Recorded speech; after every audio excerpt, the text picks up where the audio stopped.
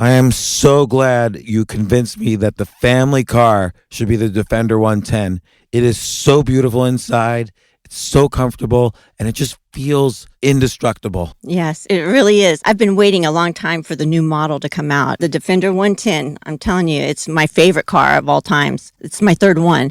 You know, I have stories of going off-road. The guy managed the group. He was like, what are you doing in this beautiful car? I'm like, I'm going off-road. He's like, are you sure? Because you can use one of ours. And then they look like Mad Max cars. I'm like, no, we're going to do this. And he was shocked. Wow. Well, it's great because the Defender has been reimagined for 21st century adventure, and its unparalleled off-road ability, as well as its robust interior, are invaluable whether you're headed towards uncharted territory or just a weekend of exploration. The Defender 110 tackles challenging surroundings with absolute confidence. The SUV conveys strength outside and in, featuring peerless technology like an intuitive driver display and an award-winning infotainment system. That's my favorite part, to keep you connected no matter where the journey takes you. Adventure is unique to everyone, and so is the Defender. Choose from the two-door Defender 90, the four-door Defender 110, or the larger Defender 130 with the ability to seat up to 8 passengers. You'll find uncompromising performance in all three. So pack up and go even further with the Defender 110. Learn more at LandRoverUSA.com/Defender. These days, we're all investors, trying to be smart with our money despite our worst impulses. But at iShares, we believe that deep down inside of every investor is a better investor. One that's just waiting to be let out. Explore iShares ETFs and insights and let your best investor out. Visit iShares.com for more information. This isn't your average business podcast, and he's not your average host. This is the James Altucher Show on the Choose Yourself Network. Today on the James Altucher Show. My daughter, who maybe she wouldn't even want me to share this example, she has always wanted to be an actress. She's been in every high school production. And I said, what have you been doing? She says, I need acting lessons. And I'm like, no, you don't. You need to get to 100 auditions. There are no such thing as audition lessons. And then I did something even worse. So I said, look, if you don't apply for at least 30 things by the time I next see you, which is tomorrow, your grandmother's going to die. You are my role model. And the best thing that I took away from that story was you took away her crutches. So what if you take away a crutch in your life? Stop just thinking about ideas and go out and live them. That's going to give you way more leverage than another session with your buddy where you talk about all the problems in the world. Right. And I would say even further, at our own expense, stop reading things from James Altucher and Ramit Sethi and do instead. There you go. Totally agree.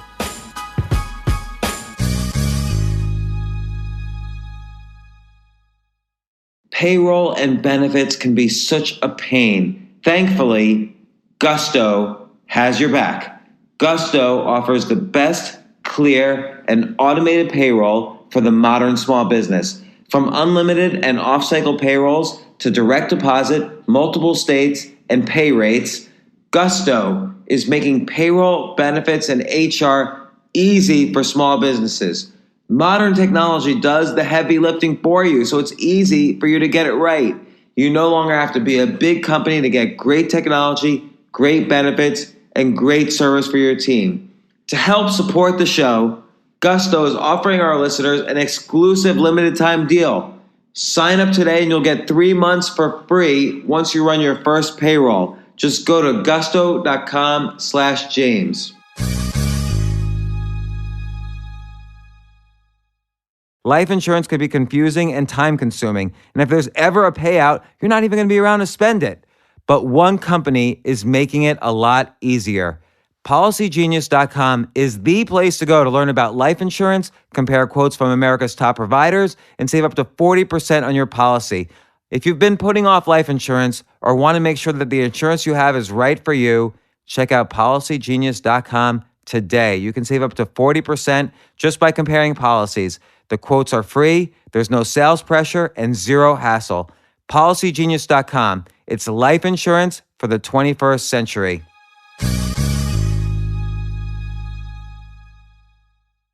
So I've got Ramit Sethi back on for part 2. Ramit, how's it going? Hey, it's good. How about you? Good. You know, we went like 2 hours, I think, last time, or an hour and a half last time, and then we were kicked out of the studio.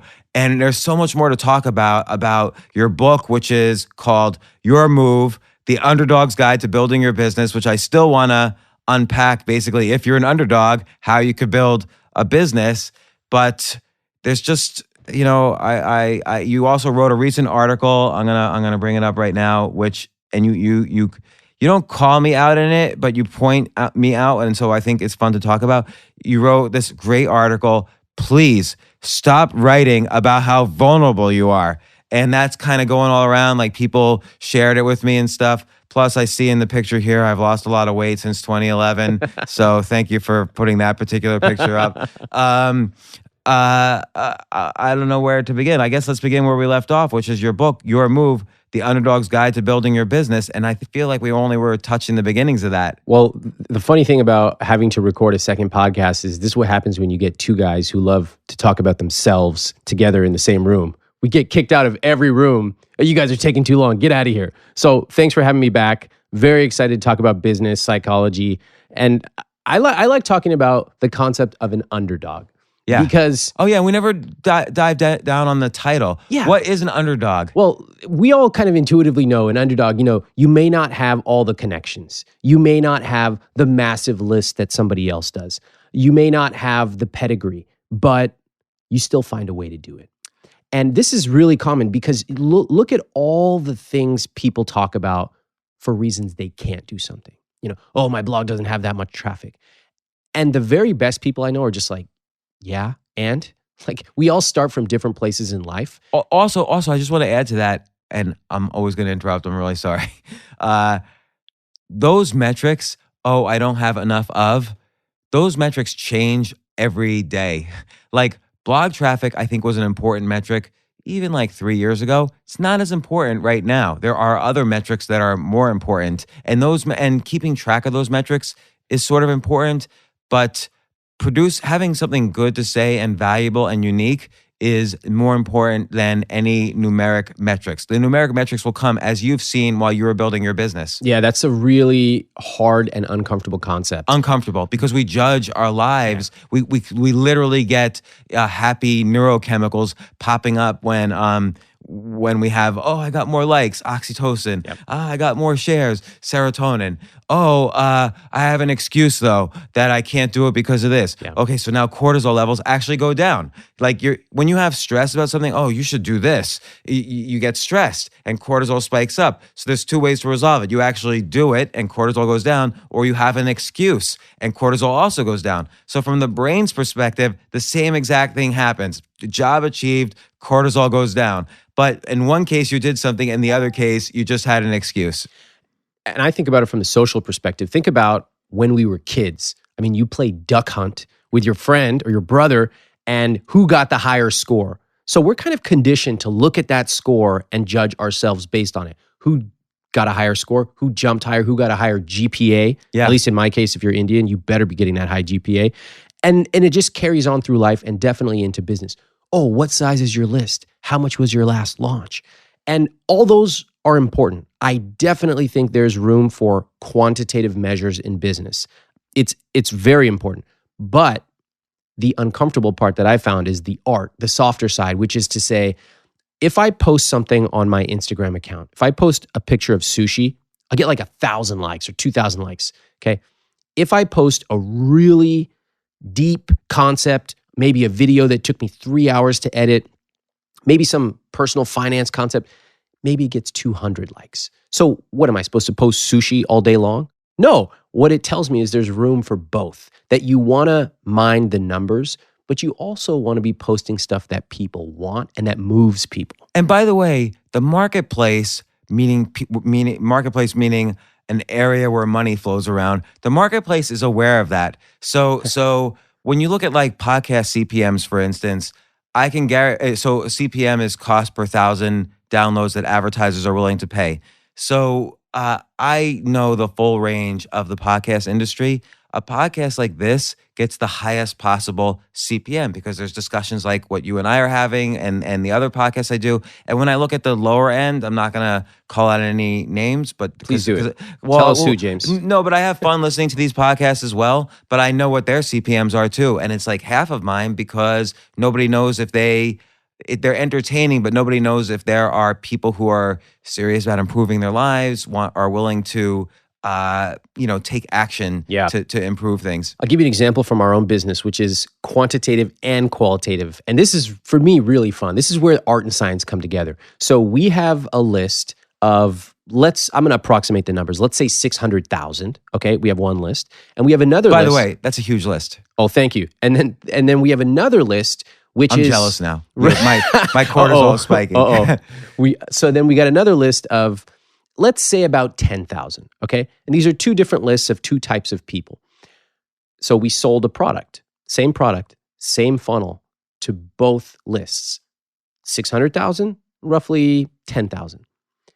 We generated more revenue from the tiny list of 10,000. Sure, because I know exactly, I'm guessing how your list is structured. The first list is people who arrived at your website, a window probably popped up and said, hey, for more of Ramit, put in your email address here. So that's, okay, those are good people who are interested in Ramit, but your other list, my guess is let's say people who signed up for a specific course or all of your courses or whatever. So those are people who actually put in credit cards who are willing to buy things from Ramit. So they're your 10,000 true fans. So that's who you actually... Now, I love the free list too. I think the free list is actually in some ways more valuable because you have an important message that you want to spread it to a wide number of people, but you also need to support your team and make money. And so the other list is important because that's how you build your business. Yeah, that's exactly right. So that is the art and science of it. Like you said, some people would say, let's just find more people like the 10,000. Other people, like what you just pointed out, hey, those 600,000 people are really important. They're going to share it on Facebook. They're going to do X. Maybe they'll turn into that 10,000. There's no easy answer here, but our focus, and one of the things I really, really come down on the side of is quality matters. So if you're doing a podcast like the one we're on right now, we're having a cool discussion. We're going to have fun. We're going to tell some jokes. Hopefully you're going to tell us those people's podcasts who you don't like. We'll get some names going. No, I like the podcast. Oh. I just say lower CPMs. Then I'm less interested. But this is the kind of stuff where people are going to engage. They're going to see you on the street. They're going to say, hey, James, those are infinitely more valuable than just looky-loos, especially on the internet. In my experience, it's not just 100 to 1. The rule has been roughly 1% of people will buy. In the internet, there's so many people now that it's maybe 1,000, sometimes 10,000 to 1. Yeah. So really finding that needle in a haystack or even microscopic needle in a haystack becomes really important. And the best way to do is just to be really good at what you do. And by the way, you're kind of specifically talking about, but maybe not. Let me ask you this. Are you specifically talking about selling what you might call information products? So an information product might be, I'm going to do a special report on 10 unusual ways to build muscle before the summer, or 10 ways to put yourself on the path to success or get a raise or whatever. So that's an information product. Are you specifically talking about that, or can that work in other ways? Oh, it definitely works in other ways as well. Yes, to the information products, but when it comes to finding people online who are going to take action, that's really hard. So it's not that hard to get somebody to sign up for your list, okay? It's not that hard to get them to double confirm. It's not even that hard to get people to comment on your list. You can get them to say something like, yeah, I definitely needed that today. But all those things are basically worthless. It's really hard to get them to leave an intelligent comment. Hey, Ramit, really liked this essay. I liked point in paragraph 4, but you missed out on this. You need to know about this guy's research over here. If you have somebody who leaves a comment like that, whether it's on Instagram or your blog or Twitter or whatever, that person is really, really valuable. Right. They may not have paid you yet. That's fine. There are a lot of different ways to show value. But to get somebody to engage with you, whether you're selling an information product, whether you have an e-commerce business, whether you're a dog walker and you're trying to find clients in your local town, to find someone who's actually really serious and put some skin in the game, that's hard. Well, let's talk about dog walking for a second, okay? You brought it up. I argue that the email list is just as important for a dog walker as it is for Ramit Sethi. And tell me if you disagree with my argument. So I moved to a new city, or I'm at my job in a cubicle and I want to quit, and now I want to be a professional dog walker. Okay. So I start writing articles. Here's what you need to know about dogs. Here's the 10 things most dog owners don't know that will increase your dog's health, happiness, whatever, 1,000-fold. So I start putting that out. If you want to see more, I have a special report, 100 tips of better foods to feed your dog. Sign up for my email list by getting this report. So now you have all these people, hopefully some in your area, who are doing this. And now you could send out an email saying, hey, I'm not only available for dog walking, but I'll also do the shopping to get these foods. I'll deliver them in a monthly box to you if you sign up for this subscription service. I will take your dogs in for shots, and I have the right network of veterinarians. I have other friends who can help with dog walking or dog babysitting, or I have kennel services that are better if you go on vacation, so your dogs are treated right. So now you're offering a range of services to people who have already trusted you as a trusted source. They're signed up for your email list, and now you can make affiliate fees from the doctors, from the nutritional products. You could take a 10% plus on the other dog walkers or on the kennel services. You could build a real business, and if you have 1,000 true followers who subscribe to you, you're going to make a living. And so we just took your quote unquote funnel idea and built a business for a potential dog walker. And by the way, that person's probably making more than being an accountant at Procter & Gamble now. Yeah, I think it's great. I love it. I totally agree.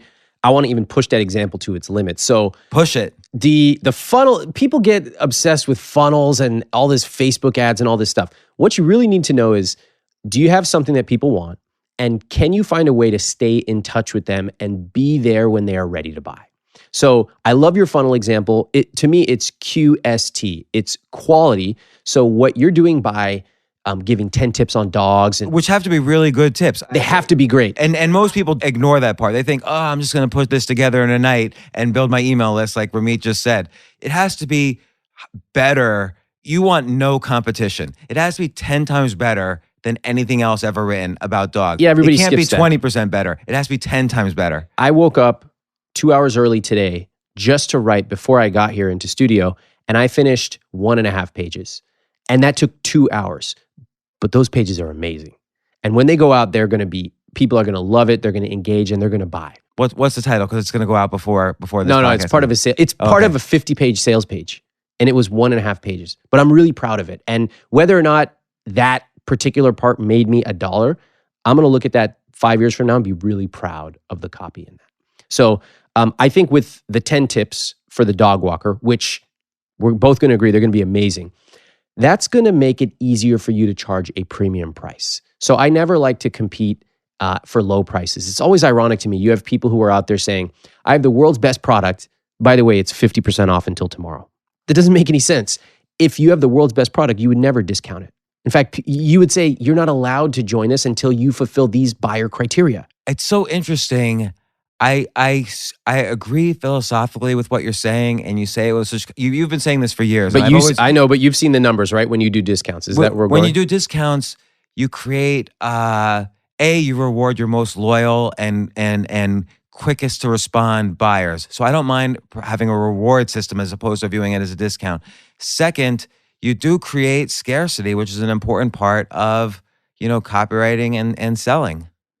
As long as you're honest about it ends tomorrow. I can't argue with that. I will say this is one of those art, not science areas of business where if I strictly went by the numbers, I would discount all the time. And by the way, I agree with you because you have a hardcore philosophy on this that you've stuck with as long as I've known you, and it's worked. And I don't have the confidence to do that myself, and I don't recommend anyone else do that. I think they have to be you to do that. Yeah, well, I think hardcore is a good word. We've been pretty disciplined about not discounting, about attracting people who are serious, and actually being really clear about who shouldn't be on our list. So, for example, we don't allow people with credit card debt to join our flagship courses. That costs us millions of dollars every year. Right. Millions. I think that's smart, though, because that your renewal rates will go up if you avoid people who have credit card debt. Yeah, we have the best quality customers. And I'll give you an example of that. We have our support team, and they've worked at a number of other internet companies. And I chat with them and they say, like, you're not going to believe what happened today. And they'll tell me a story about somebody who had some system issue and it was our fault. Our technology was messed up. And they said at other companies, this customer would have been screaming, and rightfully so, because they were annoyed by our problem. They're like, in our business, the customers are like, hey, I totally understand. Just let me know when it's fixed. Really appreciate the things you guys do. So when you have a high quality customer, it trickles down to every part of the org. Just like in relationships, if you have a really high quality partner, they're great at everything. And that is something that we stand for, we love. Not to look down on anybody else who does discounting, because it can work for your business. But for the people listening, I just want to say, you can choose. You can choose if you want to discount. There are a lot of massive businesses that do discounting really well. You also don't have to do it.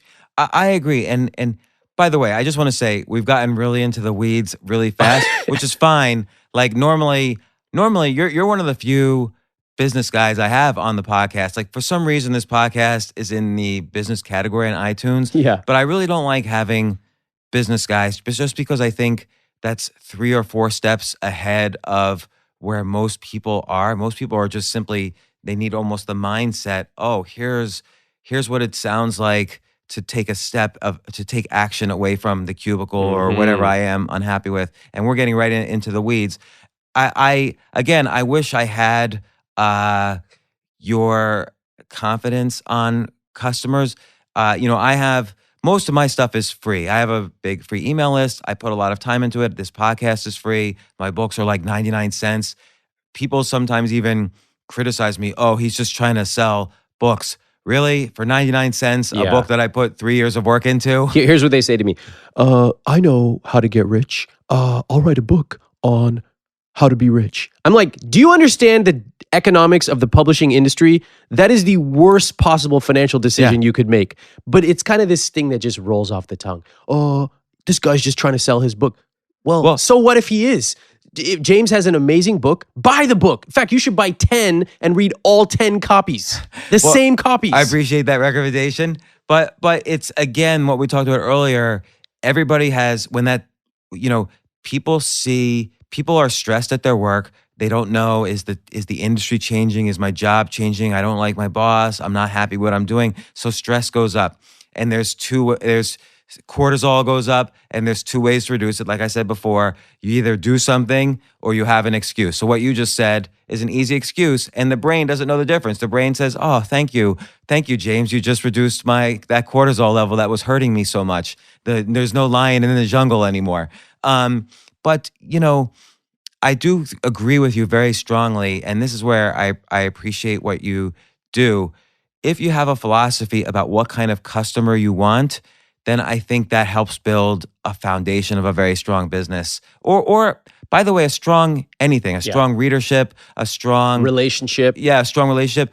When I had Kevin O'Leary, Mr. Wonderful from Shark Tank on the podcast, this was like a year and a half ago. He all we talked about was relationships, which is odd. Like, on Shark Tank, he just talks about being cutthroat on deals, and he seems like Mr. Evil rather than Mr. Wonderful. But we talked the entire podcast about relationships, and he says you need to do due diligence for 3 years on a potential life partner to make sure that everything kind of matches up in terms of your philosophies and loyalties and financially and so on. And you do the same thing, I feel, with your customers. You're kind of putting them through hoops and seeing is this the right customer. So I have some information products that I sell and other types of products, and I don't have as hardcore a philosophy. My view is, hey, I want to get it out to as many people as possible. I'm a strong believer in this message. Not that you're not, but because I don't take as hardcore as an approach as you, maybe 1 out of 100 customers turn into what would be your worst nightmare. Yeah. Like I'll have somebody say, I'm 2 years past the cancellation period, but I want all my money back, and I never once opened your email. And then I'll look and I'll see he's opened every single one. And not only that, he's signed up for other things. And I love these stories. And he gets every free special report that is only for the subscribers. He's gotten my book for free or all my books, whatever. And And so then I had to think, well, is this a policy issue? Like, do I have to work on this as a policy, or do I just say this is a bad apple, like a bad, character, and I'm just going to refund him so I don't have to deal with him? And, usually I just refund automatically. But his case was so extreme. Like, for years, he's been opening everything free, expensive, more expensive, getting everything for free. And then he wanted all his money back. Where'd this guy live? I don't know. Do you want to take a trip where you and I fly to this guy's place and surprise him? Yes, let's do that. I'm not saying We there's can do going to be that. any violence. We'll take him a picnic basket and we'll give him a nice gift. I love this idea. Let's do it. And I want to talk to this guy. I want to sit there. I want to sit in a public park. We'll roll out that red and white, thing you sit on. All American dream. Yeah. And we're just maybe we'll get a couple golden retrievers. It'll be very Americana. And I just want to say, hey man, like, tell me what's up. Tell me what's going on in your life. And I'm probably not the best facilitator because, as you can guess from this fantasy of mine, I'm pretty vindictive, but I think it would be a lot of fun. And I think we could get honestly, I just want to know what's going on in this guy's head. So I think that's a great idea. But again, I like to take a meta look at this discussion in the sense that why are we talking about this? No, but it's an interesting thing. What's really happening here is we're coming up with a tactical idea for my business, and so it's in the weeds. But what's really happening here is that two peers who have known each other for a long time exchange ideas and help each other come up with solutions. And that's an important step in reinventing your life, really. Like you could learn from mentors, but mentors are not going to sit there for hours with you and going over everything. And then but it's important to learn from mentors. You've had your mentors, I've had mine. And then it's important to teach what you know, which is what you do so well in your courses, in your books, in everything, and what I attempt to do. But it's also important to have, for everything you're interested in, a different group of peers. You could say, look, hey, this is a situation that's happening to me. What would you do? Because you just had an idea that never even once crossed my mind. I've been oddly confused about this one, even though the obvious answer is just refund his money and not deal with him. But you just came up with a creative idea that I love and I want to do. And that's, I think, how peers, the benefit of peers working together. I totally agree. And I love stepping out of the weeds and reflecting on what the meta lesson of what we're doing here is. Number one, I love when you say peers. It's two of us who have mutual respect. Notice that we actually have different types of businesses. It might seem similar to people who are like, oh, that's an ebook or a video course, but it's actually quite different. And different messages too. Yeah. I think we could criticize each other's messages, but that's not what this is about. But I think we have different slices of life that we try to help people with. Bingo. And we tend to agree on a lot, but we disagree on certain things. Yeah. The peer part is mutual respect. So you chose to go one route, I chose to go another route. That's fine. We kind of understand the dynamics of why. And also in that example where you brought this person up, it wasn't a mentor-mentee relationship. You were just like, I got this guy, this is what's going on. And a peer is going to say, here's what I did, or hey, let's do this. Did you notice that word let's? Let's is so important where two people, one person says, let's do it together. And a mentor or a coach is often going to say, you need to do this. And when I'm on the receiving end of that, sometimes I welcome it and sometimes I kind of cringe because I don't want to be told what to do. Right. And so what you're doing physically right now, for the benefit of the audience, is you were literally cringing. Like you folded your arms, you moved in. And when you're physically, your body gets smaller, it's like you're afraid of something that's hitting you, or you're trying to make yourself a small target in the jungle. So I think that does happen in this visceral way. So the best... and I wanted to add one more thing to what you just said on the meta side, which is that you suggested, like you said, let's go and visit him. And there's a reason why, one of the reasons why you say that, which I think is subtle, and I just want to mention to the audience, because my first thought is we're not just doing this to talk to one guy. We're doing this because we could then write about it and share it with other people, the lessons we learned and maybe the lessons that customer learned. We're actually thinking of it as an action we can take. So that's the important word, is an action we can take as opposed to theorize about, and then find the results of that action and then write about it or video about it or podcast about it, share it in some way. And I think, again, on the meta side, process is art. So what you do It's sort of like an example of that is it takes 15 years to make. You write about this in your book. It takes 15 years to make an overnight success, but people don't see the 15 years. But now it's important to show the 15 years. Process is art every step of the way. Love that. Love that. I hope everyone's really listening to what you just said. Process is art. That's absolutely amazing. I also think, both of us write copy. We write emails, we do videos, we do podcasts, things like that. I was working with a copywriter, and he had written a scene where he was in a restaurant, and it was like kind of a mid-range restaurant, like a little bit better than a Chipotle. And, he went up, ordered, sat down, waited for the food to be brought. And it was a very dry piece of copy, just very dry. And I said, okay, let's try to break this apart. I said, I want you to give me what happens at a McDonald's, and I want you to give me what happens when you go to a 5-star restaurant. Okay, so the McDonald's thing, he kind of effortlessly knew. He wrote the copy. The 5-star thing, the copy was not good. And I said, what's up? And I said, have you been to a multi-course meal? And he goes, no. And I said, aha. If you haven't been to a multi-course meal, one of those expensive meals, it's really hard to articulate what happens at one of those things. Until I got a little older and somebody took me to one of those restaurants, my family didn't go to those things, to know that the water is always filled to the top. It never gets below 80%. To know that they're taking away your plates and bringing the next one for every single course. And all these amuse-bouche, all this stuff. That's what makes copy shine. And I'm telling you this story because if you're going to do a business, if you're even thinking of doing a business or writing copy or doing comedy, you have to be versatile at every level of the game. It's so important, and because at every level, there's nuances that you won't understand until you do it. Like the filling the water to the top all the time is a nuance. It has nothing to do with the chef. It has nothing to do with the food. It has nothing to do with the decor. But that is one nuance among 100 that makes something 5-star instead of 4-star or 4-star instead of 3-star. So people forget there's so much theorizing out there. Yeah. Like you and I both know, I hate them. I hate them so much. You and I both know this whole cohort of people that hold like motivational or inspirational seminars. Just please shut up and go home and lock the door.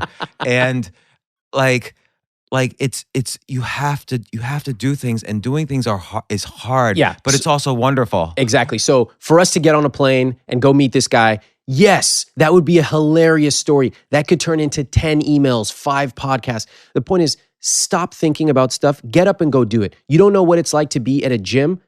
Hire a trainer for 1 hour. Pay him $100 and just say, can you show me around this gym for 1 hour? That's it. And now you're going to know at least the basics. So for all these motivational blowhards, just shut up.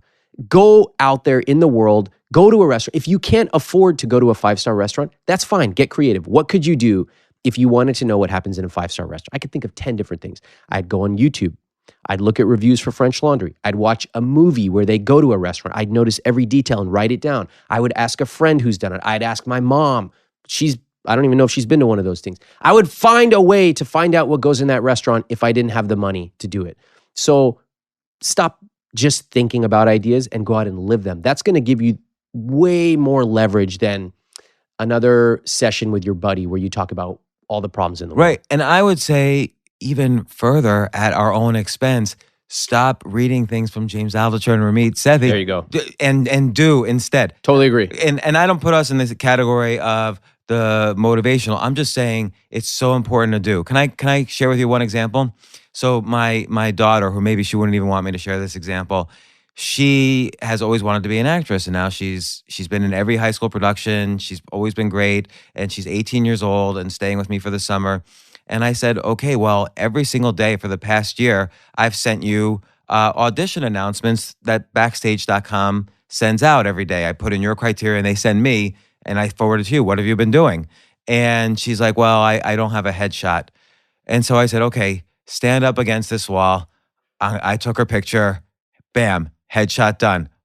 Let's together load it up on Backstage. And she says, I don't have a reel of my performances. And she said, I thought you did have a high school teacher who made a reel of all your stuff. And she said, but that's just high school productions. And I said, yeah, you're 18. You've only been in high school. And by the way, you were the lead in like 7 of these productions. So use it. So we load up that reel. And she says, I need acting lessons.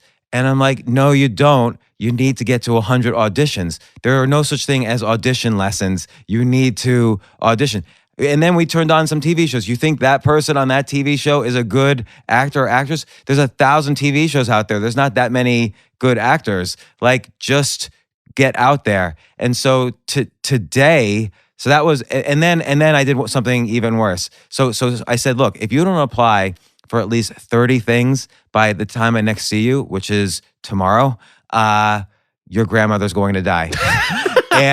And I said, I love your grandmother and you love your grandmother, and it would be a horrible, horrible thing. But you need to shake my hands on it right now. Your grandmother will die if you don't do this by Friday of next week. You are my role model for being a dad, by the way. I'm writing this down right now. Well, I wish I didn't wait until she was 18, though, to say this. But so she very reluctantly shook my hand, and I said, this is it. Like this is truth. Like, your grandmother's going to die. And so she shook my hand, and I will say today, she's in an Al Pacino HBO movie. Wow. Yeah. Are you serious? I'm serious. She's like up in upstate New York. She got like a 3-hour ride up there, and she's Congratulations. Yeah. That's incredible. And she was in, and 2 days ago, she was in a NYU student film. So talk about, first of all, the grandmother thing is the best part of that. That is absolutely genius. But imagine getting pushed like that. One of the things I learned from my students is I asked them in a huge chat I was doing with them. I said, when was the last time somebody looked at you and said, you did an okay job, but I think you could have done better. I think you could have put more time in there. I don't think you gave it your best. And people were like stunned. They're like, honestly, maybe elementary school. Most people are not pushed hard enough, especially in this country. Oh, let's coddle you until you're great. Oh, millennials.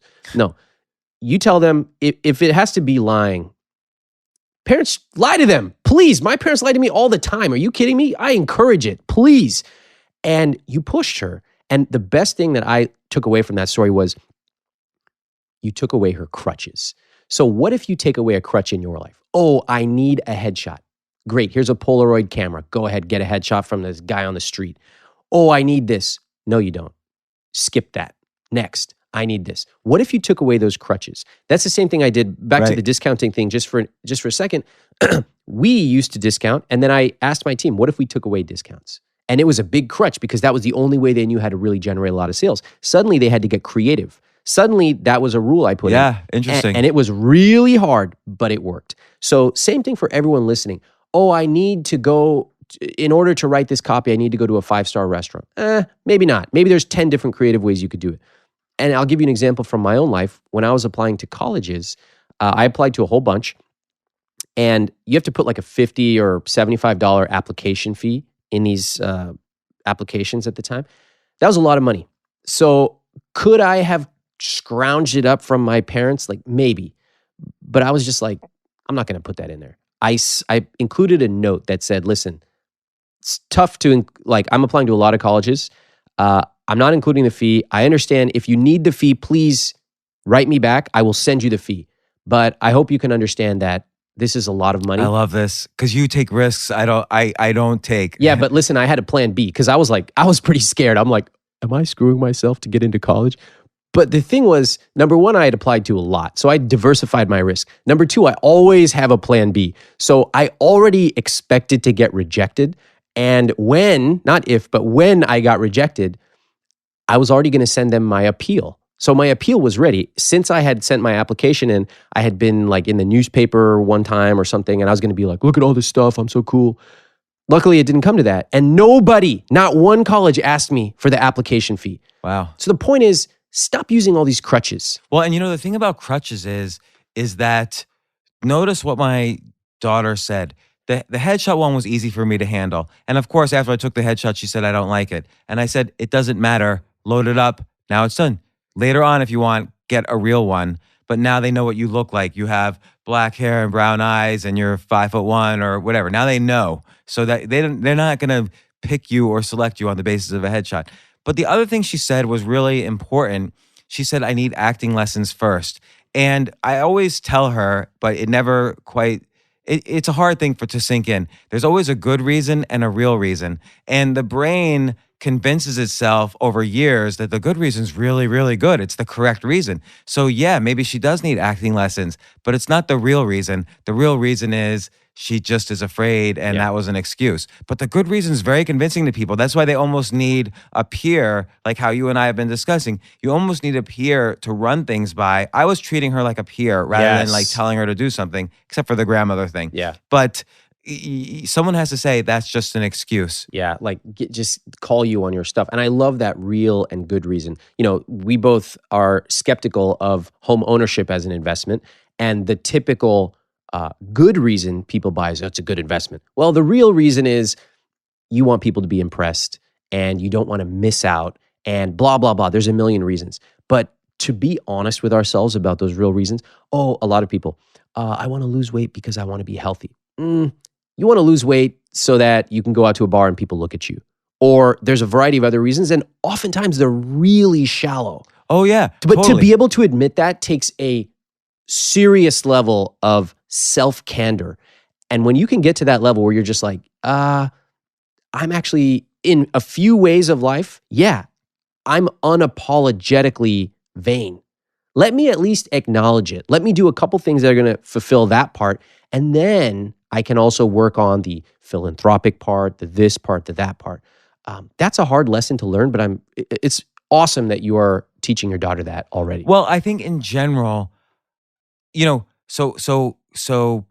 as you know, and as we've talked about, and as you've seen me kind of post on Facebook, I've been trying stand-up comedy the past 6 months. I've been going up like 2, 3, 4 times a week, and it's okay because I switched my schedule around a little bit. It doesn't affect kind of the work I do during the day. I go on at night.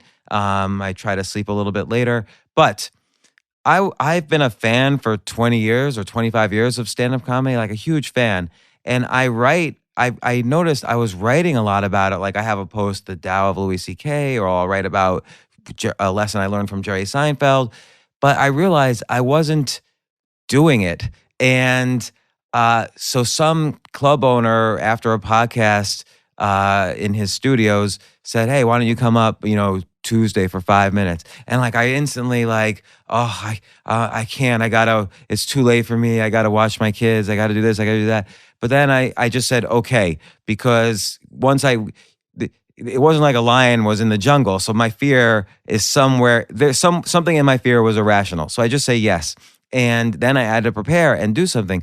And now that I've been doing it, again, doing it is the key. I see the 1,000 nuances that I never saw before, despite being I worked at HBO with the comedy department. I've been in the business. Give us an example. What's a nuance you see? Okay. There's so many nuances, but I'll give you a really important one.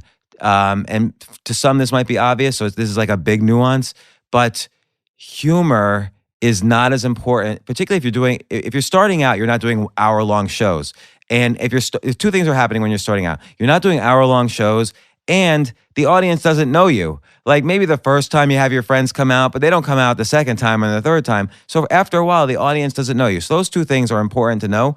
Louis C.K. doesn't deal with that. He does hour-long shows, and everyone in the audience knows him. So fans of comedy only see the Louis C.K.'s and the Chris Rocks and the Jerry Seinfelds, who the audience loves them, and they're doing hour-long shows. Super subtle. So what I realized in doing, let's say, a 5-minute show where the audience doesn't know me is that nobody knows whether or not I'm funny, but even more importantly, nobody knows whether or not I'm creepy.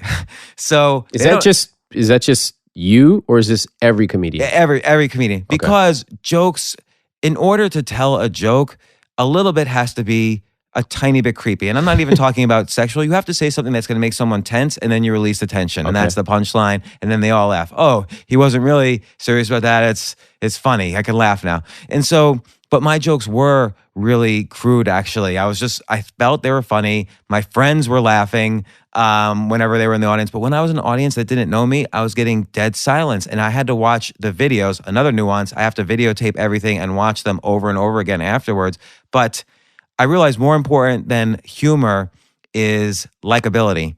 And you have to invest the time in the beginning to helping people understand who you are as a person and getting them to not forcing them, not manipulating them, but getting them to like you. So then you buy capital from them that you could spend on a joke that's a little bit maybe out of their comfort zone. So this is surprising to me on a lot of levels, and really appreciate you walking us through this, because first of all, you're pointing out that most of us only look at the superstars, and they're dealing with an entirely different situation, like Louis C.K. at Madison Square Garden versus a beginning comic who nobody knows. Right. And they're a unknown comic. Which seems obvious when you say that, but when you but you don't realize you can't, like if someone who's beginning just goes up and does the same exact jokes Louis C.K. does, even if and let's say performs them in the exact same way. Let's say the guy's more talented in some way and so is able to perform them in a funny way. Louis C.K. same jokes. And let's also assume the audience hasn't heard those jokes before. No one's gonna laugh because they don't like the guy yet. Can I tell you just a quick story that happened I'm not comparing myself to Louis C.K., but this guy once ripped off one of my emails. And in this email, it was a pretty aggressive email where I told people, I basically said, look, you've been reading this for like X years. If you haven't like paid off your debt, if you haven't done this, like for your own sake and for mine, like you should consider unsubscribing. I actually think it's respectful for you. Go find somebody else who's a better source. And I was respectful, but it was pretty pointed. This guy ripped off that email, sent it to his list, and like 25% of his list unsubscribed because they were like, what the hell? You are such an idiot. And he came across really mean and aggressive. My list. Right. Because you've acquired likability over time from your audience. You wrote a book. You've put in the years. Yes. It takes, for different things, it takes years to get that trust with the audience. Like with Louis C.K. to do what he does now, to fill up 5 Madison Square nights in a row, that's a business lesson. That's not a comedy lesson. You know, there's a lot of great comedians who maybe are even better than Louis C.K. who cannot fill up Madison Square Garden or even 1/10 of Madison Square Garden because they haven't put in the time to figure out how to be likable. Another nuance is there's a difference between a funny joke. First off, there's 2 nuances. There's a difference between a funny story and a funny joke. Funny stories do not work in stand-up comedy at all. 0. You could have the funniest story in the world that your friends love. It will never, ever work in stand-up comedy. So there's a difference between a funny story and a funny stand-up comic bit. But also there's a difference between flat, pandering type of jokes that you know will get a laugh, but they're just, I don't know how to describe them. They're just flat as opposed to a structured joke. So I won't give a specific example, but I'll compare. Like Aziz Ansari, right, is a great actor and stand-up comic. I mean, he started off with stand-up comedy, but now he's been in Parks and Rec, and I really love Masters of None. After our last part 1, I watched season 2 of Master awesome, of None. right? Brilliant. Yeah. Particularly the episode where he emulates the movie Slacker. I don't know, where they're going from character to character. He's just so brilliant. But he is extremely likable. He might not be he might even admit this. I don't want to criticize him. He's a very funny guy. He might not be as funny as some of the other comics, but he's extremely likable. He works on that really hard. If you watch his hour-long specials, he works on it really hard in the beginning, the likability. And now I see also he's almost like a technician of humor. His jokes are extremely technical. I can tell you the structure of his jokes. There's a general premise like, oh, it's weird to be Indian with a Southern accent. And then there's a specific example. He'll tell a tiny one-line story, but then he'll start acting out. Then the waitress said this to me, and he'll do the waitress's voice. Then I said this, and he'll do an act out, and then he'll make it more and more exaggerated. So that's a very structured joke. He does it on every single joke. People don't notice that, and he puts together an hour-long special that way. So let's zoom out of this, because this is, how can we apply this to our own lives? Maybe we're not going to do stand-up comedy, but everything you just said has a lot of applicability. First of all, you had started one thing. You were doing your podcast, and then a club owner reached out to you. That means when you create one opportunity for yourself, oftentimes that opportunity will create more opportunities. So basically get off your ass and go do something. That's number 1. Right. Number 2. And not being okay, go ahead. Number 2 might be what I was going to say. Number 2, this is something I really admire about you because it's a skill I don't have as much as you do. When you got an invitation to do something, your default was, yes, I'm afraid, but I'm going to say yes anyway. That's awesome. So you said yes. Then, as you're talking about Louis C.K. and Aziz, I can hear the love of craft in your voice. And I think every one of us has something we love that much. Maybe it's the way you dress yourself. Maybe it's interior decoration, whatever. And you study it. And like the stuff you're going into just now, and I know we've only scratched the surface, but it's like pretty intense and technical. If you take that and you say, hey, what can I do with this? Maybe it's a hobby. I'm going to go deeper. Maybe I'm going to hire a teacher or instructor or tutor. Maybe I'm going to start a business. Whatever the case. Like when you find something you truly love, don't just let it stay at the like level. Go deeper. Go love. Go on stage. Get a teacher. Get a tutor. Turn it into a business. Write a column on it. As my parents used to say, just write it up. What's the worst that could happen? Right. That is when you go from like to love. And you know, people say to me, oh, you must be having so much fun doing the stand-up comedy stuff.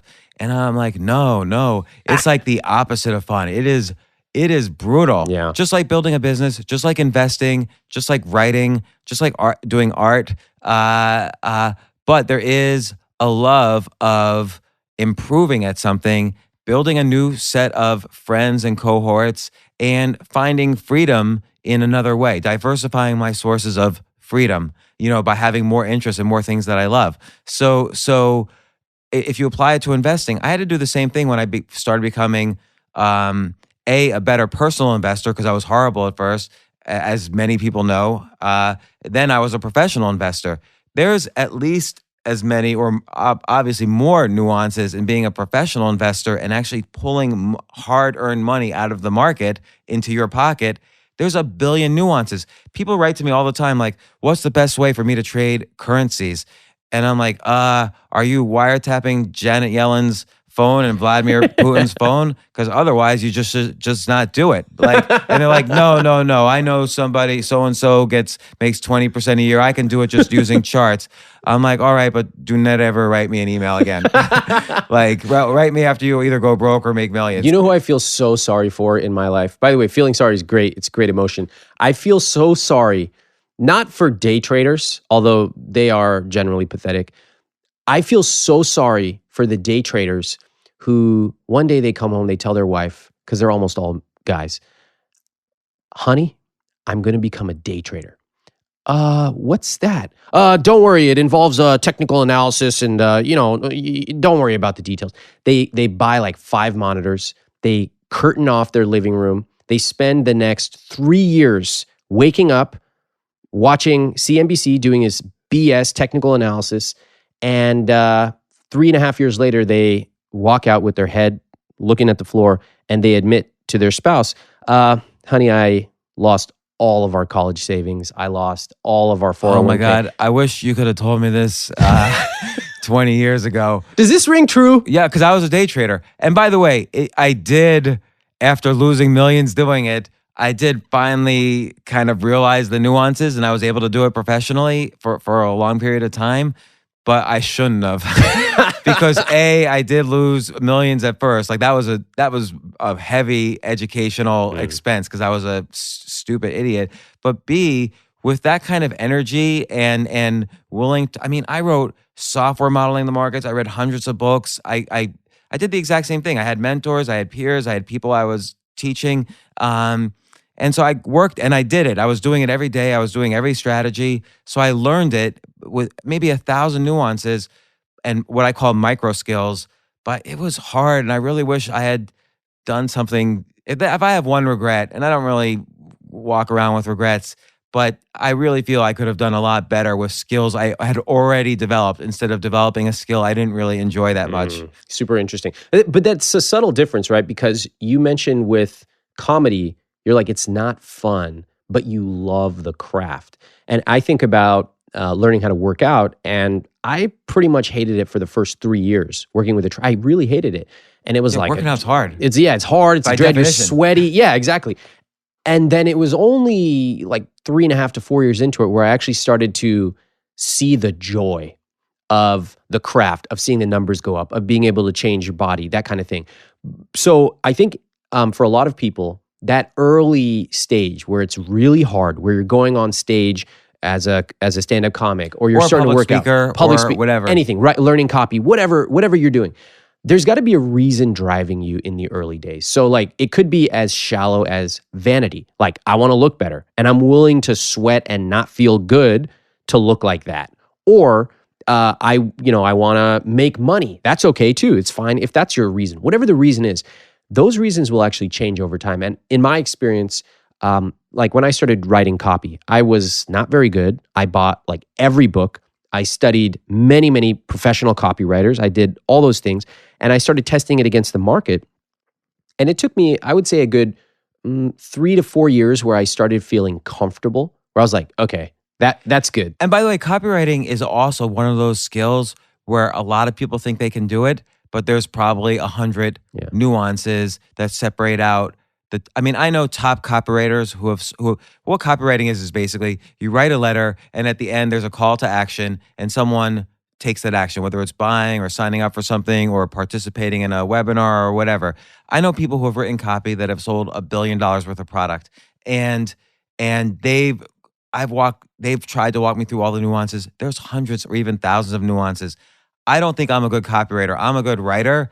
It's like public speaking and comedy.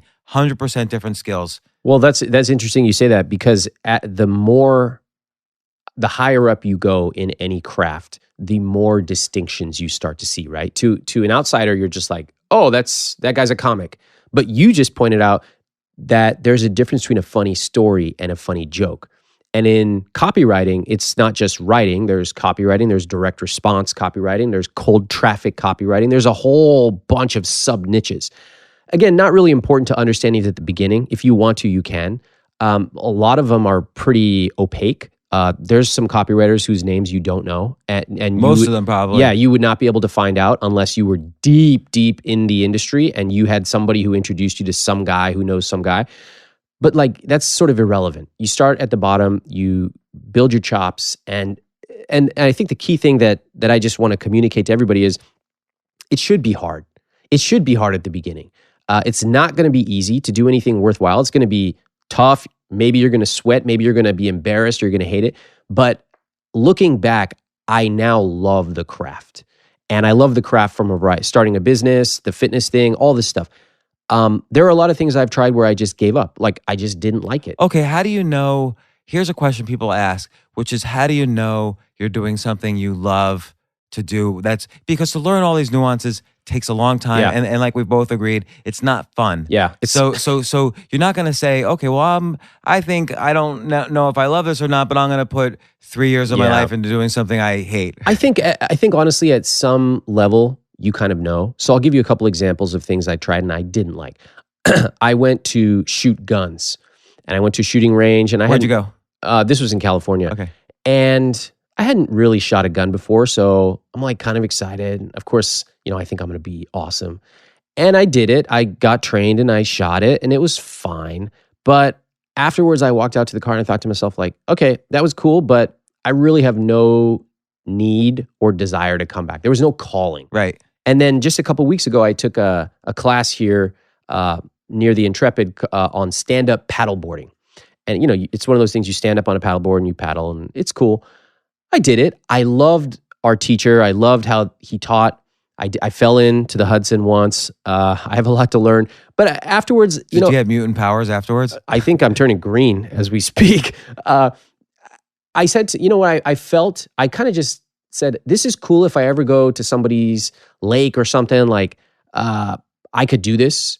I could be good enough, but I don't really want to become really good at this. And that was that. When I started writing, there was something inside of me where I was like, I'd been writing stuff for a while, and I just was like, I started this and I'm like, I suck at this, but I love, love, love the best copywriters out there. Like I read their books and I found myself drawn to it. Just like I'm sure you said you've been watching stand-up comedy and studying it for years. So there was something inside of you calling. And by the way, whenever you say this and like whenever you've been talking about the things you love as opposed to things you don't, your hand goes to your chest. I think you can actually tell when you do something if at some point during the process you feel it in your body somewhere. And you could feel it kind of two places. One is in the chest because your heart, you love this thing. And the other which I just distinctly remember for years in my pursuit of day trading, which I didn't love but still did, is my gut would Yeah. just be in pain all the time. I hated it. It was miserable, but I felt like I needed to do it to make money. And just the single pursuit of money, I'd feel this horrible feeling in my gut. And now we were talking earlier before the podcast started how you're really busy this week. You've got a lot of things going on. I said I was really busy, and I listed like a bunch of things. And I said to I went to my therapist, my psychologist, and I said to her, I feel a bit overwhelmed, like I've bit off more than I can chew perhaps. And she said to me right away, the one thing you can't stop is the thing that's actually providing the least value in my life, which is the stand-up comedy, because that's the one thing where, like you say, I talk about it with love in my voice. So you kind of have to make sure you diversify the things you're doing with some things that you sincerely love, because that's how you keep a sense of well-being going. You get not happiness, but you get well-being from improving in something you love, having friends, and finding freedom in different ways. And if you could diversify the things you're doing, then you're going to have that freedom. Just one more thing I want to add. Paddleboarding, rifle, copywriting, all these things, you could have read many books about paddleboarding and said, oh, that sounds like something I like. You have to still do something before you really know if you like it or not. I mean, I was sitting before we went out on the water, the instructor basically taught us the mechanism, and he taught us the physics of it and all this stuff. And I was like, okay, I got it. Like, I'm cool. I know how to move my body. And then he's like, when you go out there, you're going to feel a little shaky. And I was like, not me. My balance is good. First thing I get out there, I'm like, oh my God.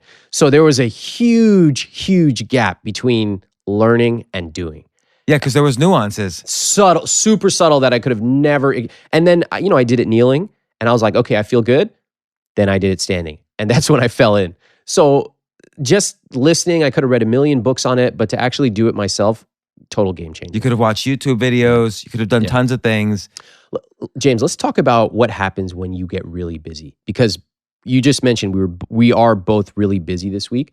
And as I was coming here, I'm having an unusual week because usually my schedule is exactly the same. Every Monday is exactly the same.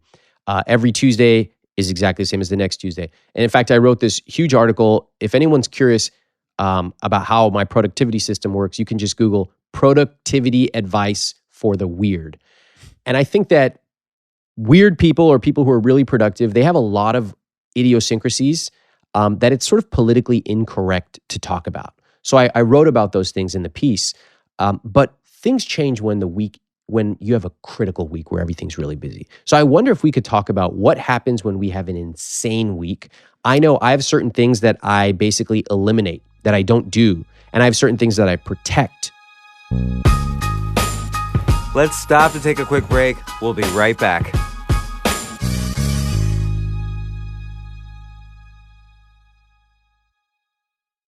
Payroll and benefits are hard, especially for small businesses that don't have a human resources person on staff. I like to deal with the product, with the customer, with all the business issues. But all of those details are just too difficult for me by myself or any small business manager to handle. Thankfully, Gusto has your back.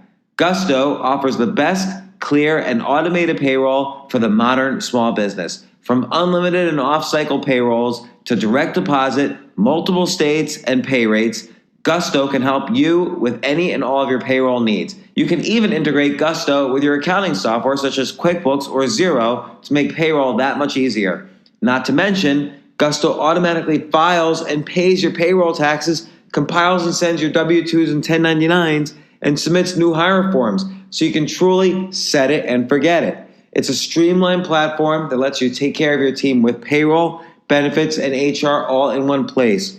One login, one password to remember. Better yet, with Gusto's simple, reliable technology and great customer service, you'll spend less time in paperwork and more time on what you care about.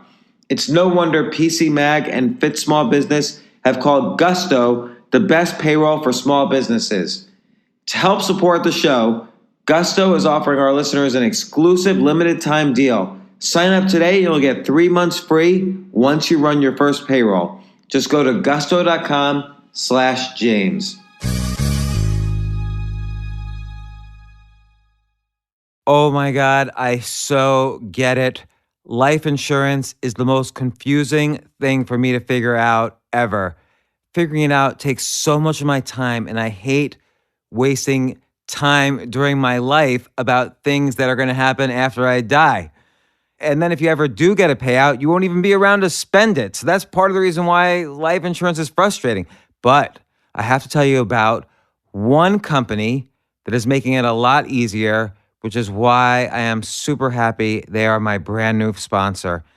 PolicyGenius.com is the place to go to learn about life insurance. Compare quotes from America's top providers and save up to 40% on your policy. Their site is simple and user-friendly, and it really helps you work out exactly which policy is right for you at the best price. My favorite part, no sales agents. Thank the Lord. If you've been putting off life insurance or want to make sure the insurance you have is right for you, check out PolicyGenius.com today. You can save up to 40% just by comparing policies. The quotes are free, there's no sales pressure, and zero hassle. PolicyGenius.com. It's life insurance for the 21st century.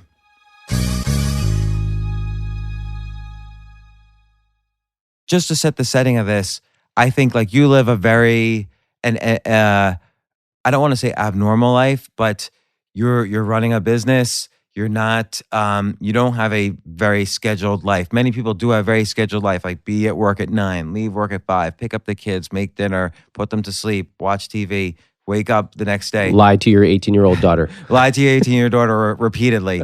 So there are going to, when you have your own business or you're doing things where you've chosen to do them instead of other people choosing you, income and lifestyle is going to be more volatile. Yes. You're not going to have stability. And you have to kind of embrace that volatility. Some weeks you probably do nothing and you maybe even get anxious, like, oh, I wish I was why am I not busier? But then other weeks you're so busy, it's like, oh my God, I don't know if my brain can handle this. So I think that's the first thing to note, is that having the type of lifestyle where you can pursue your dreams is a little more volatile, and you have to embrace that volatility. Yeah, I'm really glad you talk about that, because there's sort of like, puppies and unicorns. Everyone's like freedom, but there's a lot of trade-offs.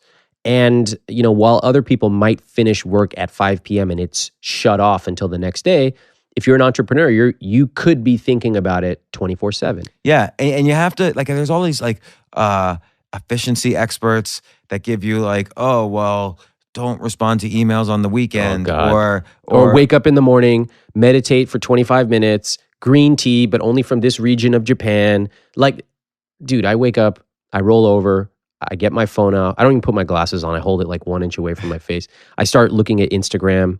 I like do everything wrong.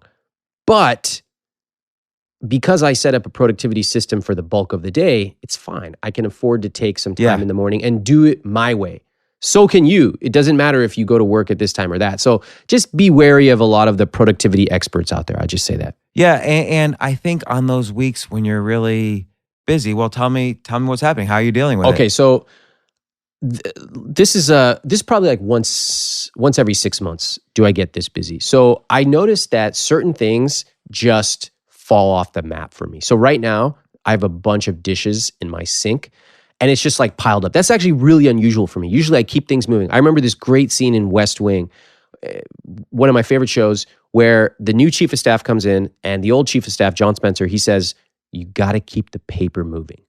And I think that's an awesome lesson for life. You got to keep the paper moving. If somebody else needs something from you, and it's due by Friday, get it to them early. Get it to them by Tuesday so they can do their thing and keep the paper moving. In other words, keep your dishes moving, keep your paper moving, keep it all moving so that you can, and then everything runs smoothly. So right now it's not running smoothly. My dishes are sitting there, and my apartment's kind of messy, which it's normally not. And I've just gotten comfortable saying, like, this week it's going to be horrible in terms of cleanliness. Fine. Okay. But the things that I do protect would be working out and eating. So I actually learned this from my own mistake. When I used to do launches, the first time I ever did a big launch, I was bedridden for 1 week afterwards. This is because I basically stayed up till like 3 o'clock in the morning every night for 6 weeks, did this massive launch, bedridden for 1 week. And it actually took me about 6 months to get back to full, like, I guess that's what you call burnout. Yeah. And 6 months, that's a long time. It was just like a bone tiredness inside. So we did many, many more launches. And I was like, I can't have this happen. I can't be out of commission for 6 months every year. So, and many people listening, you may know what I'm talking about if you've ever come back from a vacation and you're like, you know, you say that all the time, I need a vacation from the vacation. You're just like bone tired. So I learned that I should control my caffeine intake. I should be more thoughtful. I should not. Why? Well, should you drink less while you're busy? Don't drink. It's okay. Like don't up it. Up it if you want, but just like for me, it was after about the afternoon. Stop drinking caffeine because otherwise it's going to bleed into the next day, and then it's can't keep up. Don't skip my workouts. That was a big lesson. It took me about 3 or 4 years to learn. And eating, super tempting to eat junk food when you're busy and tired and you're up late. And I just had to be really disciplined. I would give myself a little bit of leeway. That's totally fine. Actually, creating these systems allows me to be more flexible, not super rigid. So if I quote break a rule, which I don't even consider a rule, it's fine because I know next day I'm going to be back. It's no big deal. I don't worry or stress about this. But I think with a really busy week, I'm like, okay, it's totally fine if these things go by the wayside when normally I would be much more disciplined about them. And on the other hand, the things that I'm not going to let go by the wayside, like I have copy due by today and tomorrow. That needs to get in because other people are depending on it. So why'd you agree to do this podcast? Because we already scheduled it. And once it's on the calendar, I honor the calendar. All right. That's it. So that's how I think about a really, really busy week. And I think, we got to be a little adaptable. If something crazy comes up, if somebody invited you to go receive a major award tomorrow or something you cared about, you'd find a way to do it.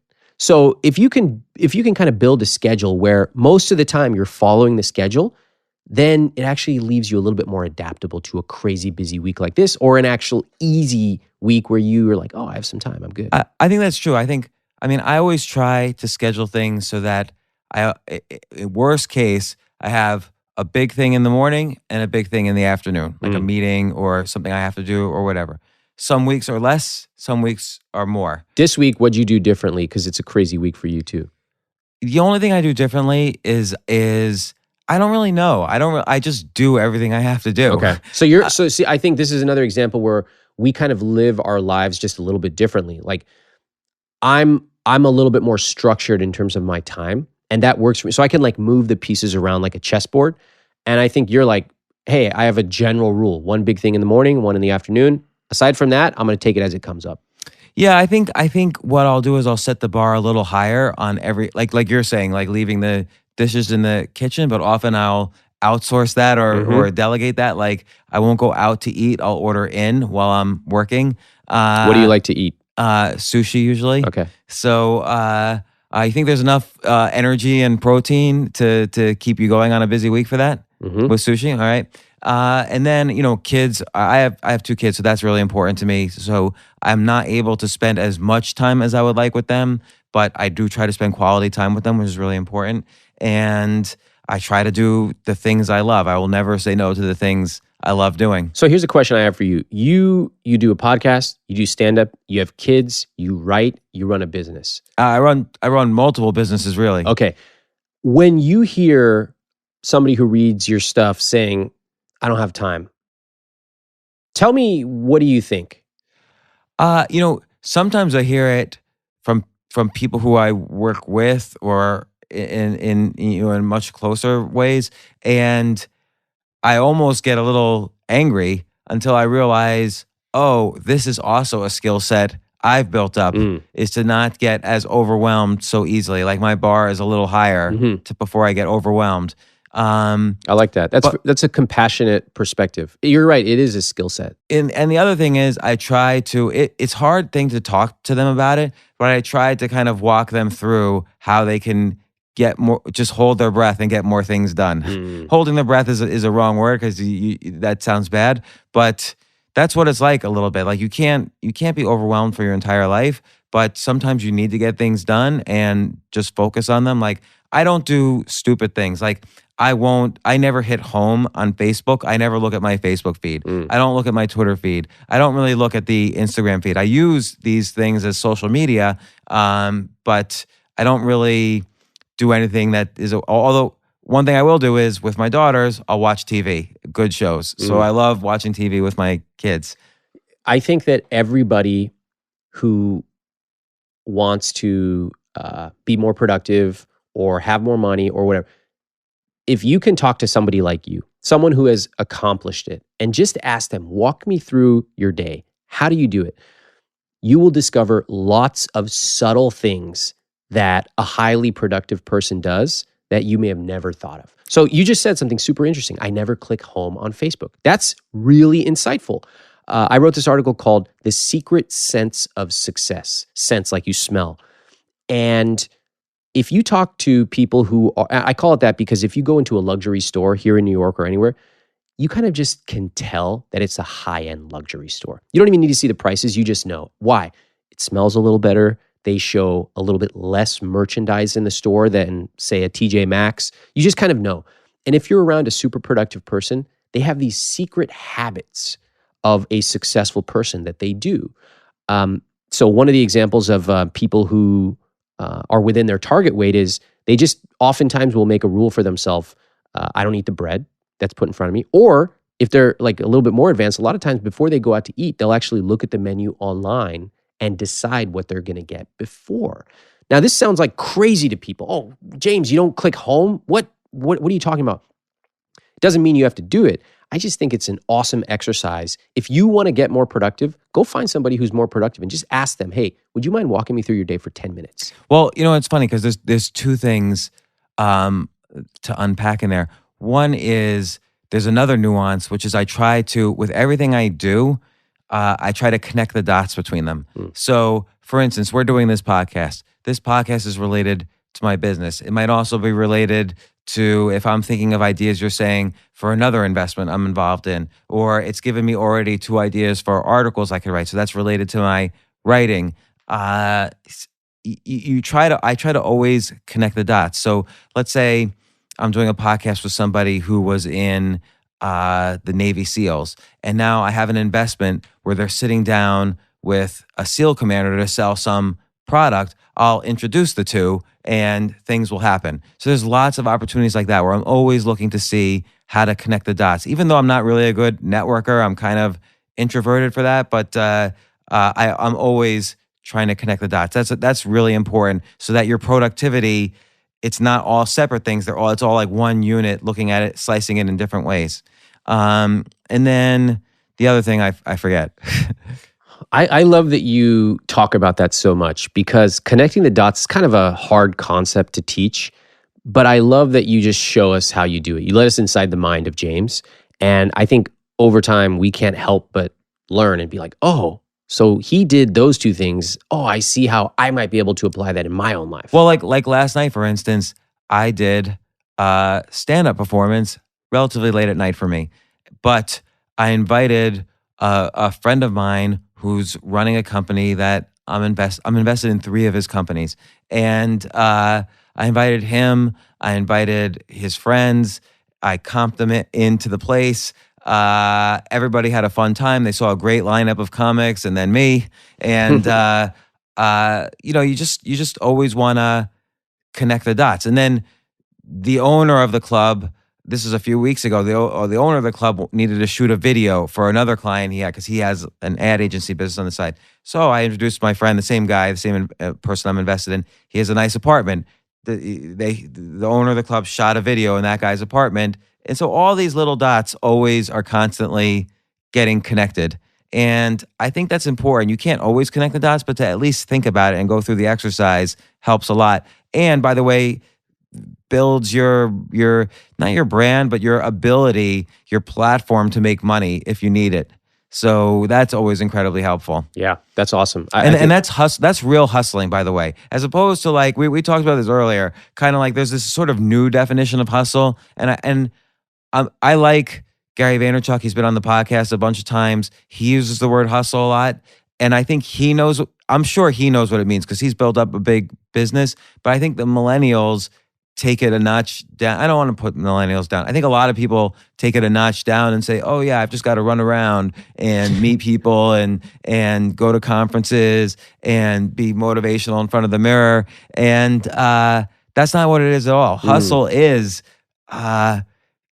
getting to that limit, but then connecting all the dots and figuring out the nuances and really doing something as opposed to just, contenting something.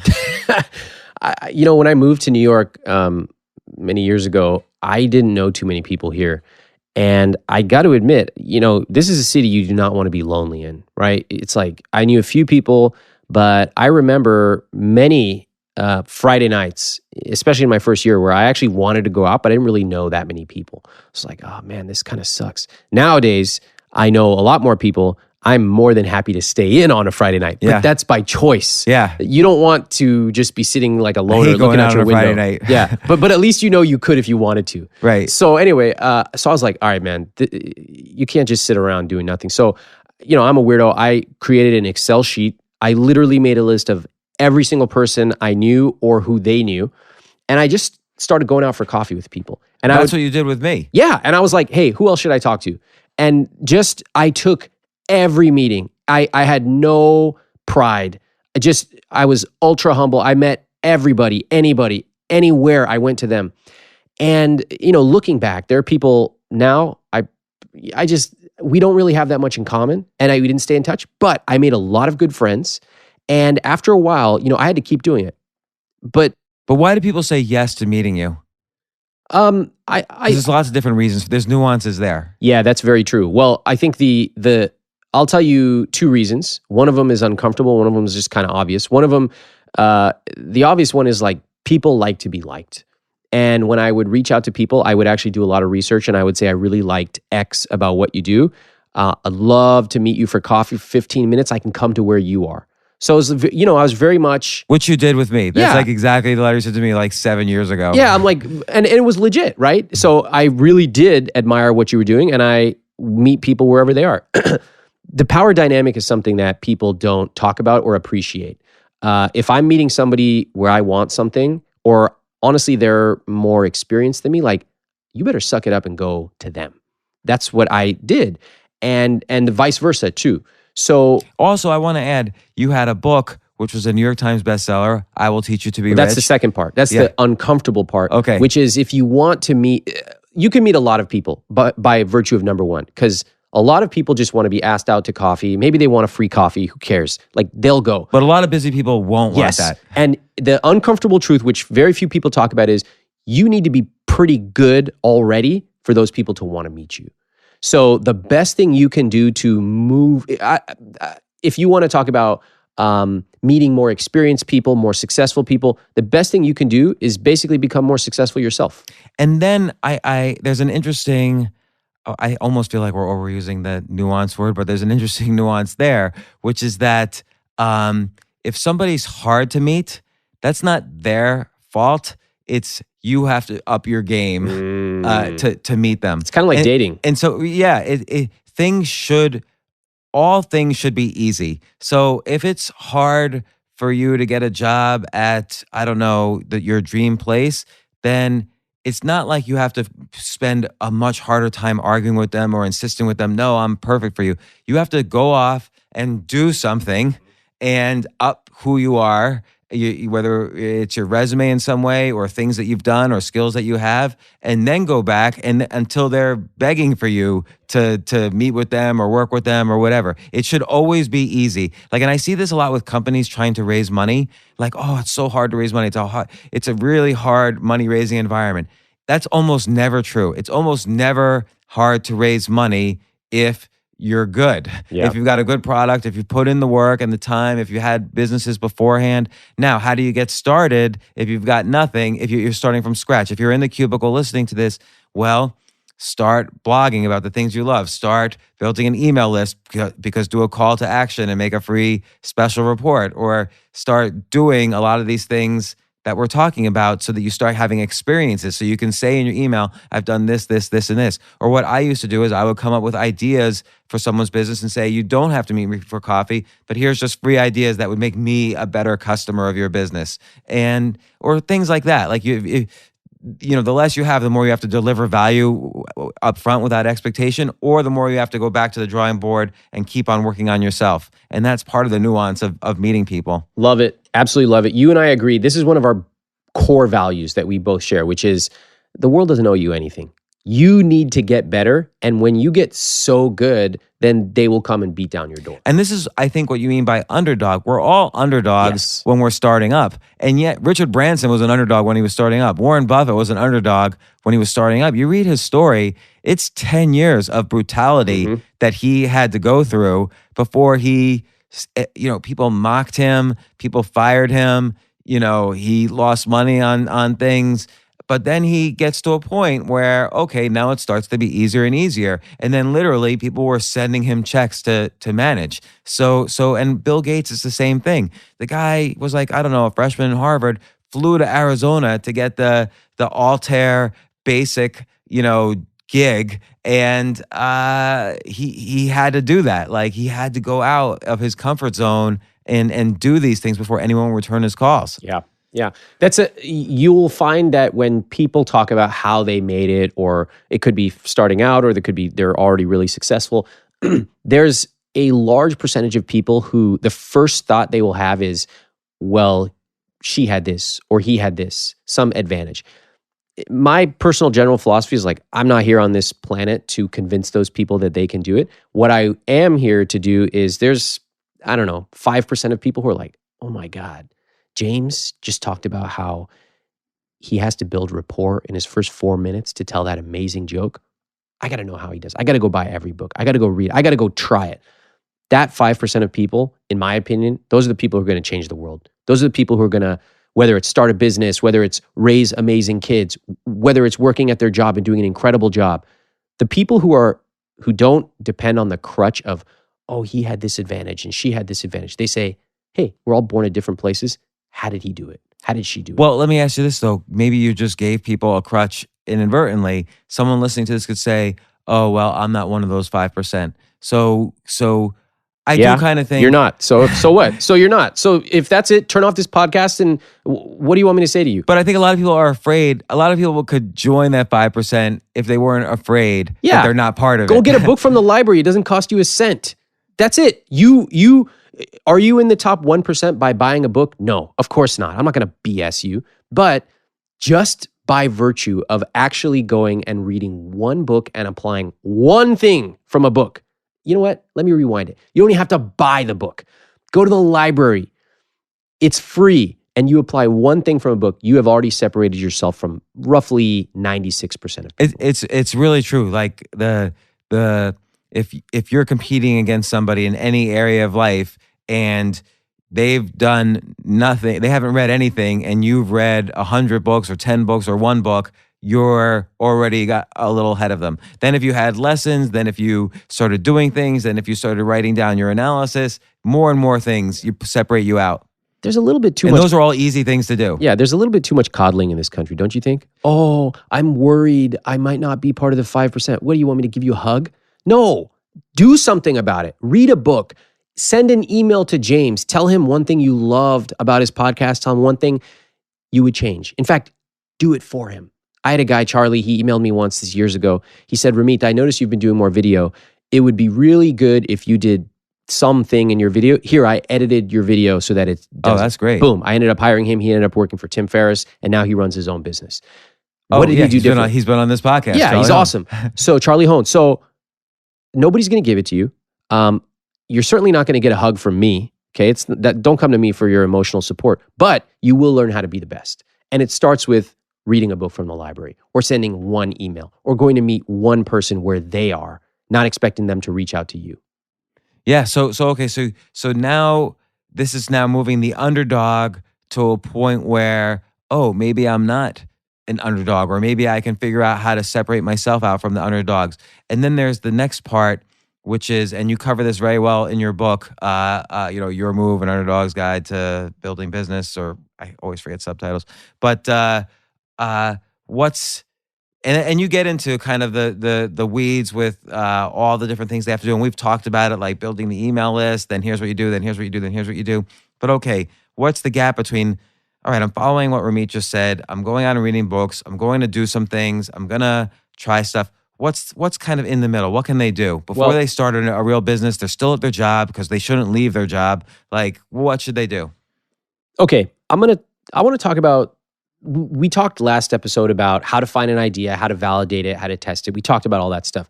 Oh, good you remember, because I kind of forgot. What I will talk about is the psychology part of it. So, James, you could give them $1 million idea right now. Here, I'll give everybody multiple $1 million ideas. Personal finance for young people, career development or salary negotiation, starting a business, psychology. I mean, each of those are multiple $1 million businesses, okay? Obviously, it doesn't mean shit unless you know what to do with it. And most importantly, unless you can manage your own psychology. So the common thing that people do is, if I only had the right idea and if I only had time. Well, we already talked about time. Go read my article, Productivity Advice for the Weird. Stop using that as a crutch. I kind of want to steal that idea for an article. I might title the same title? Yeah, I might title the same thing. Dude, don't outrank me on Google. That'll suck. I won't outrank you. Just put part 2. Right. All right. My commentary. So let's talk about the psychology. So I had in the book Underdog, I talk about dorm room Ramit and CEO Ramit. And some people are at that dorm room stage, which was, really scrappy. And, I just, I didn't have much expenses. I didn't know what I didn't know. And if you look back, it's like a very naive, innocent time. I kind of love it. Then there's CEO Ramit, who runs an organization, and he has, things like performance management and all this stuff I never thought I'd be doing. The first thing I would say is, like, try to ask yourself, where are you on that spectrum today? Are you dorm room James? Are you CEO James? What is even the difference? Like, for me, when I was dorm room Ramit, I used to think that everything had to be perfect. I needed the perfect headshot, the perfect copy, the perfect everything. And CEO Ramit knows there are a few things that need to be perfect, but there are some things you can let slide, whether it's my dishes or whether it's my headshot. It's really important too in relationships. It's the whole saying, I have to choose my battles. Yeah. Right? That's a common phrase.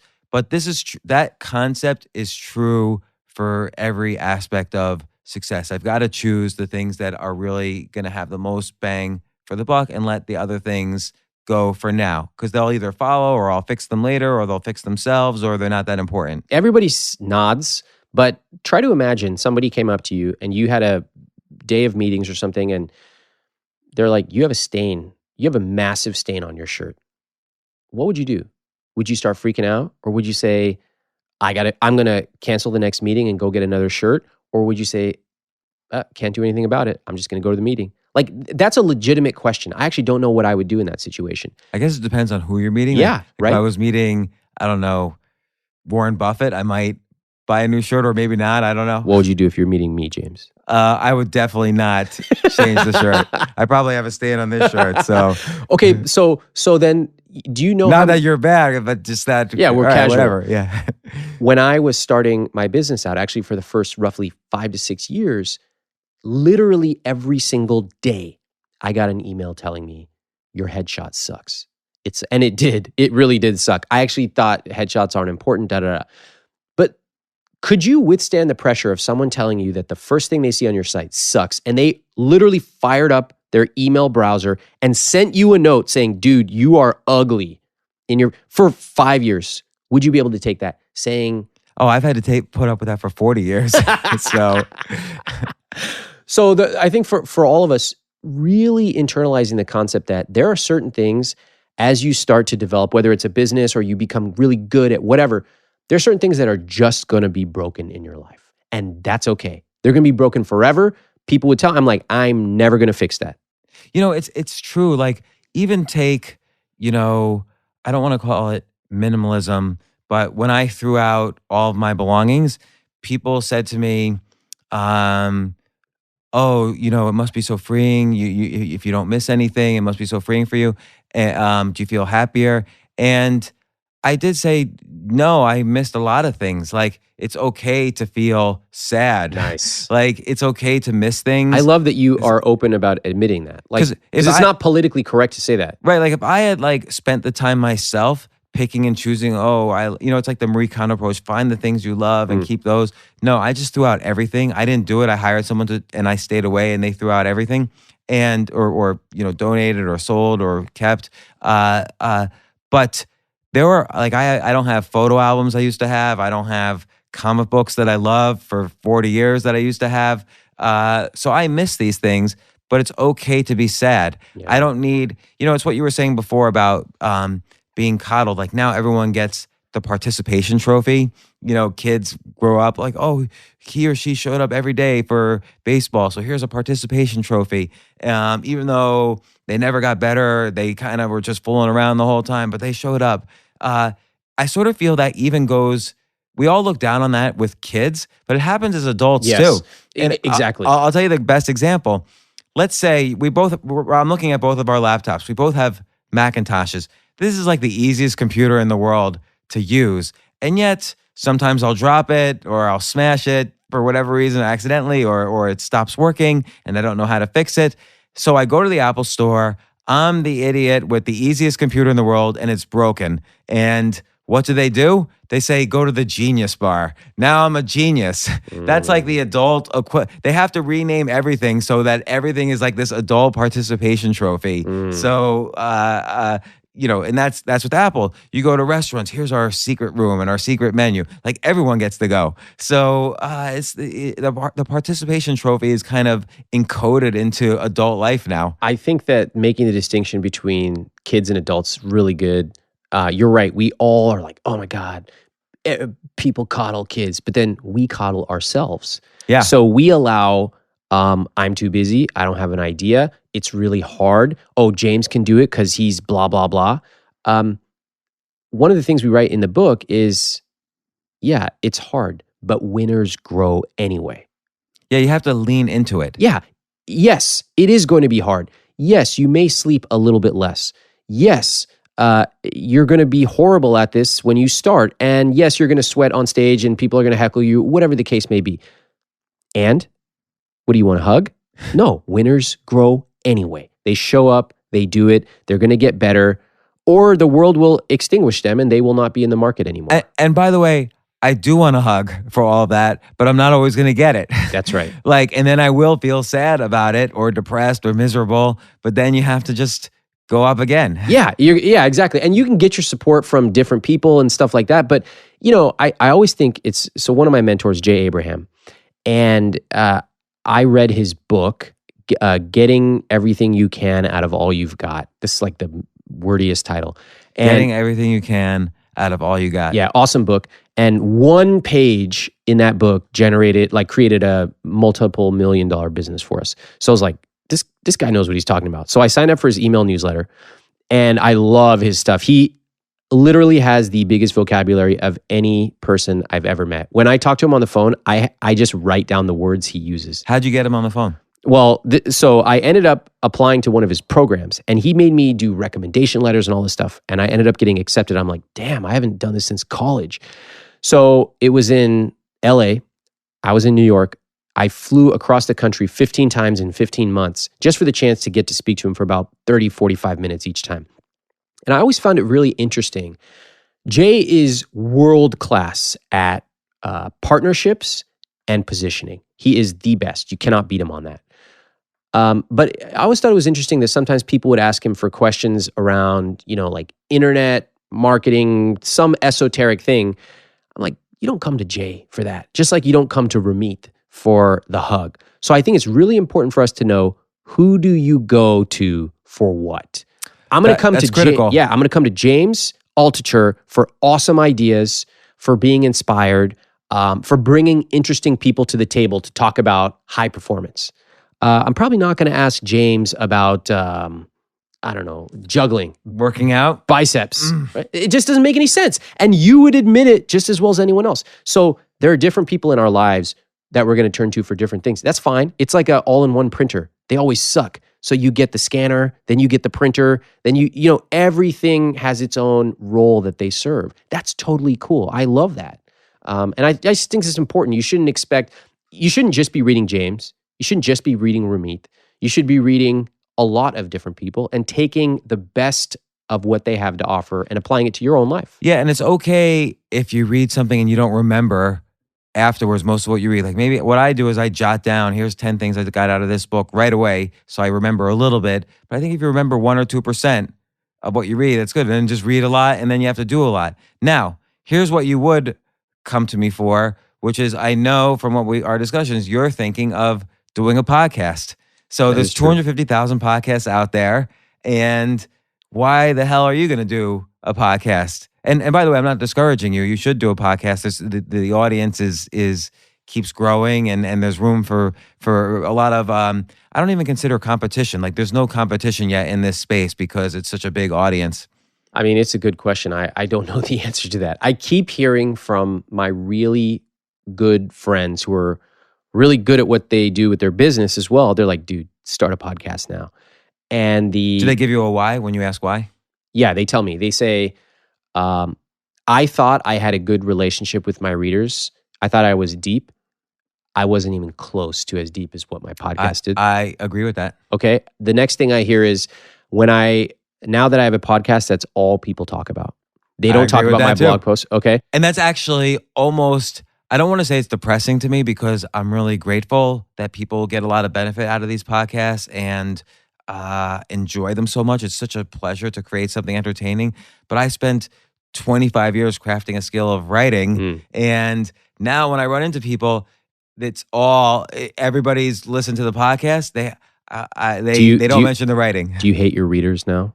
No, I love the readers. I honestly do because I love writing so much. Like that's a pleasure for me. But now podcasting has become such a pleasure too. Right. Like, and you kind of find like the 5 things that are really pleasurable. Yeah. And now podcasting is on that list of 5, you know, along with writing, along with like a couple other things. You know, we actually tried to do a podcast before, and we hired a team, and we had these really, what we thought were juicy ideas. And after we developed it, we ended up with 3 finished episodes, and I listened to it. And honestly, it was maybe a B minus. Yeah. And I just thought to myself, you couldn't handle that. No, I couldn't. I really couldn't. And it's funny because I talk a lot about not being perfectionist when you start and da-da-da-da.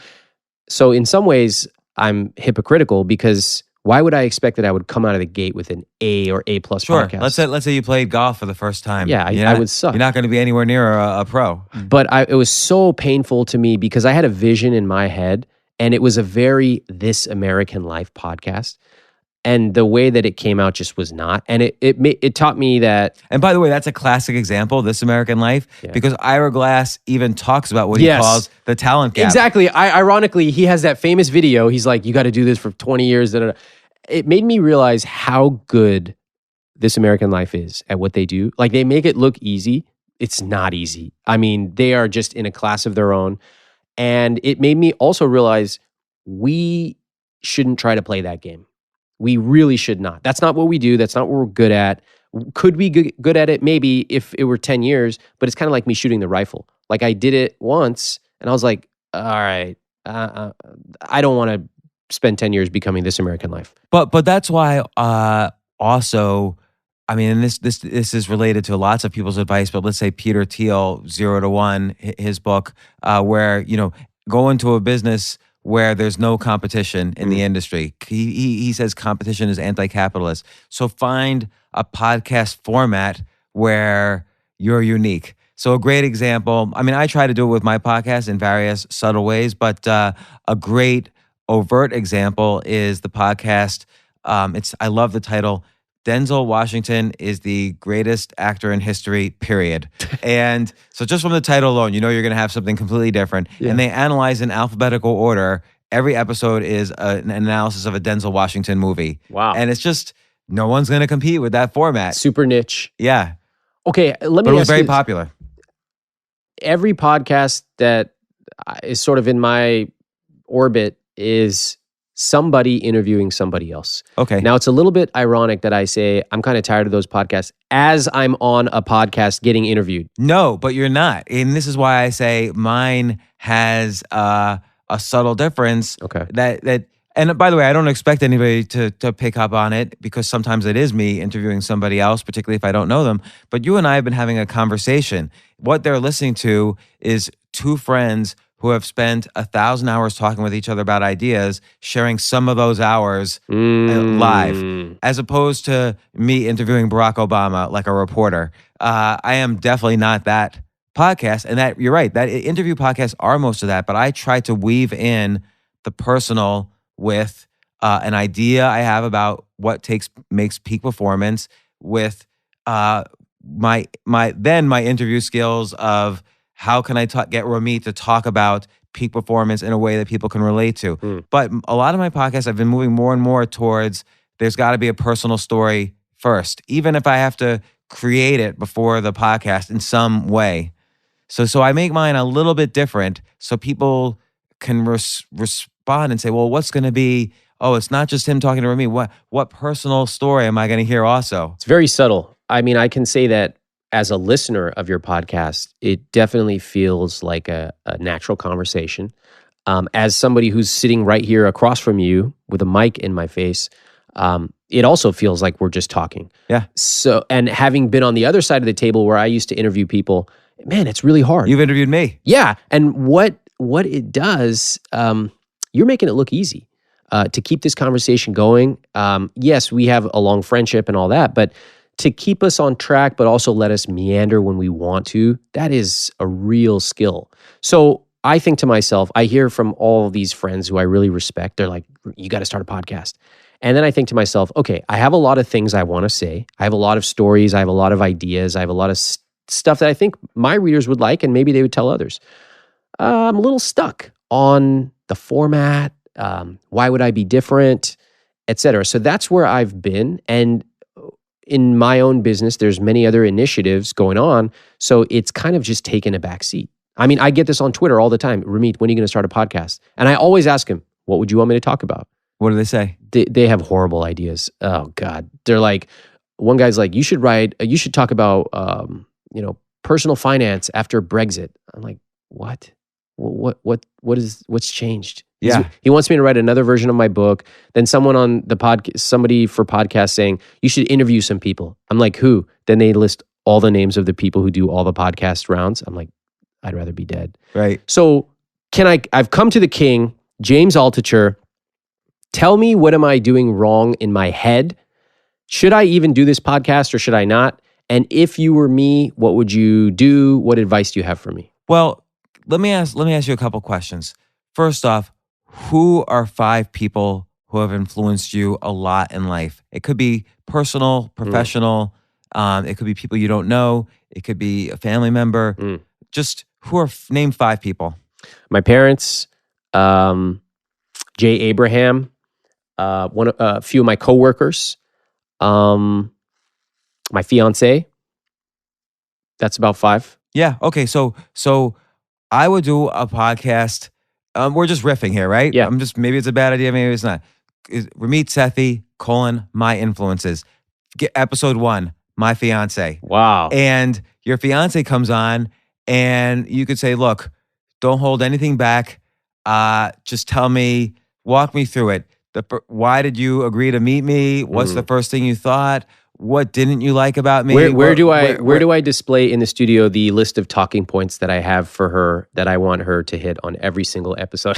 Right, you have to say how muscular I am. No, tell me all the things. She's your fiance, right? Tell me all the things you would change about me when we're married. Like, really get into it. Get her to open up. Like, I've considered having on my ex-wife, like, what did I do wrong as a husband? Like, the mother of my children. What did I do badly as a father? And, don't interview, so who's making the rounds of podcasts? I won't say any names because they're probably going to come on my podcast. Don't do those rounds, because you're right. People could read their book or read their Wikipedia page. And if you're not going to have the interview, if you don't feel you're ready to do that kind of interview where you're going to get them out of the box, they're going to try to fit the podcast in, then don't do it. But you could bring like your brother, Manish. Yep. Okay, bring him on and say, Manish, this is what I don't like about you. Now you tell me what you don't like about me and what happened as kids and this and that. But let me ask you this, because you mentioned Louis C.K. A lot of people study him and they don't understand he's already at the elite level. I think it would be very juicy and interesting to interview my brother or my fiance or whatever. But how many people would care about that aside from the people who already know me? Right. That's a great question. So, and again, I'll relate it to comedy because you brought up Louis C.K. A comedian will bring up a premise first that everyone can relate to. So if you watch Louis 2017, which is his most recent 1-hour special, it's on Netflix. He did it at Madison Square Garden in Philadelphia. He starts off saying, so here's what I think about abortions. So he's going to give you a general philosophy about abortions before he starts narrowing it into something personal or a joke or whatever. He's just going to say something that's a little bit that everyone in the world can either relate to or have an opinion on. And so when you bring your fiance on, everyone's going to be like, oh, I don't know who this guy Ramit is, but he's doing a podcast where episode number 1, it's titled What My Fiance Hates About Me, starring my fiance.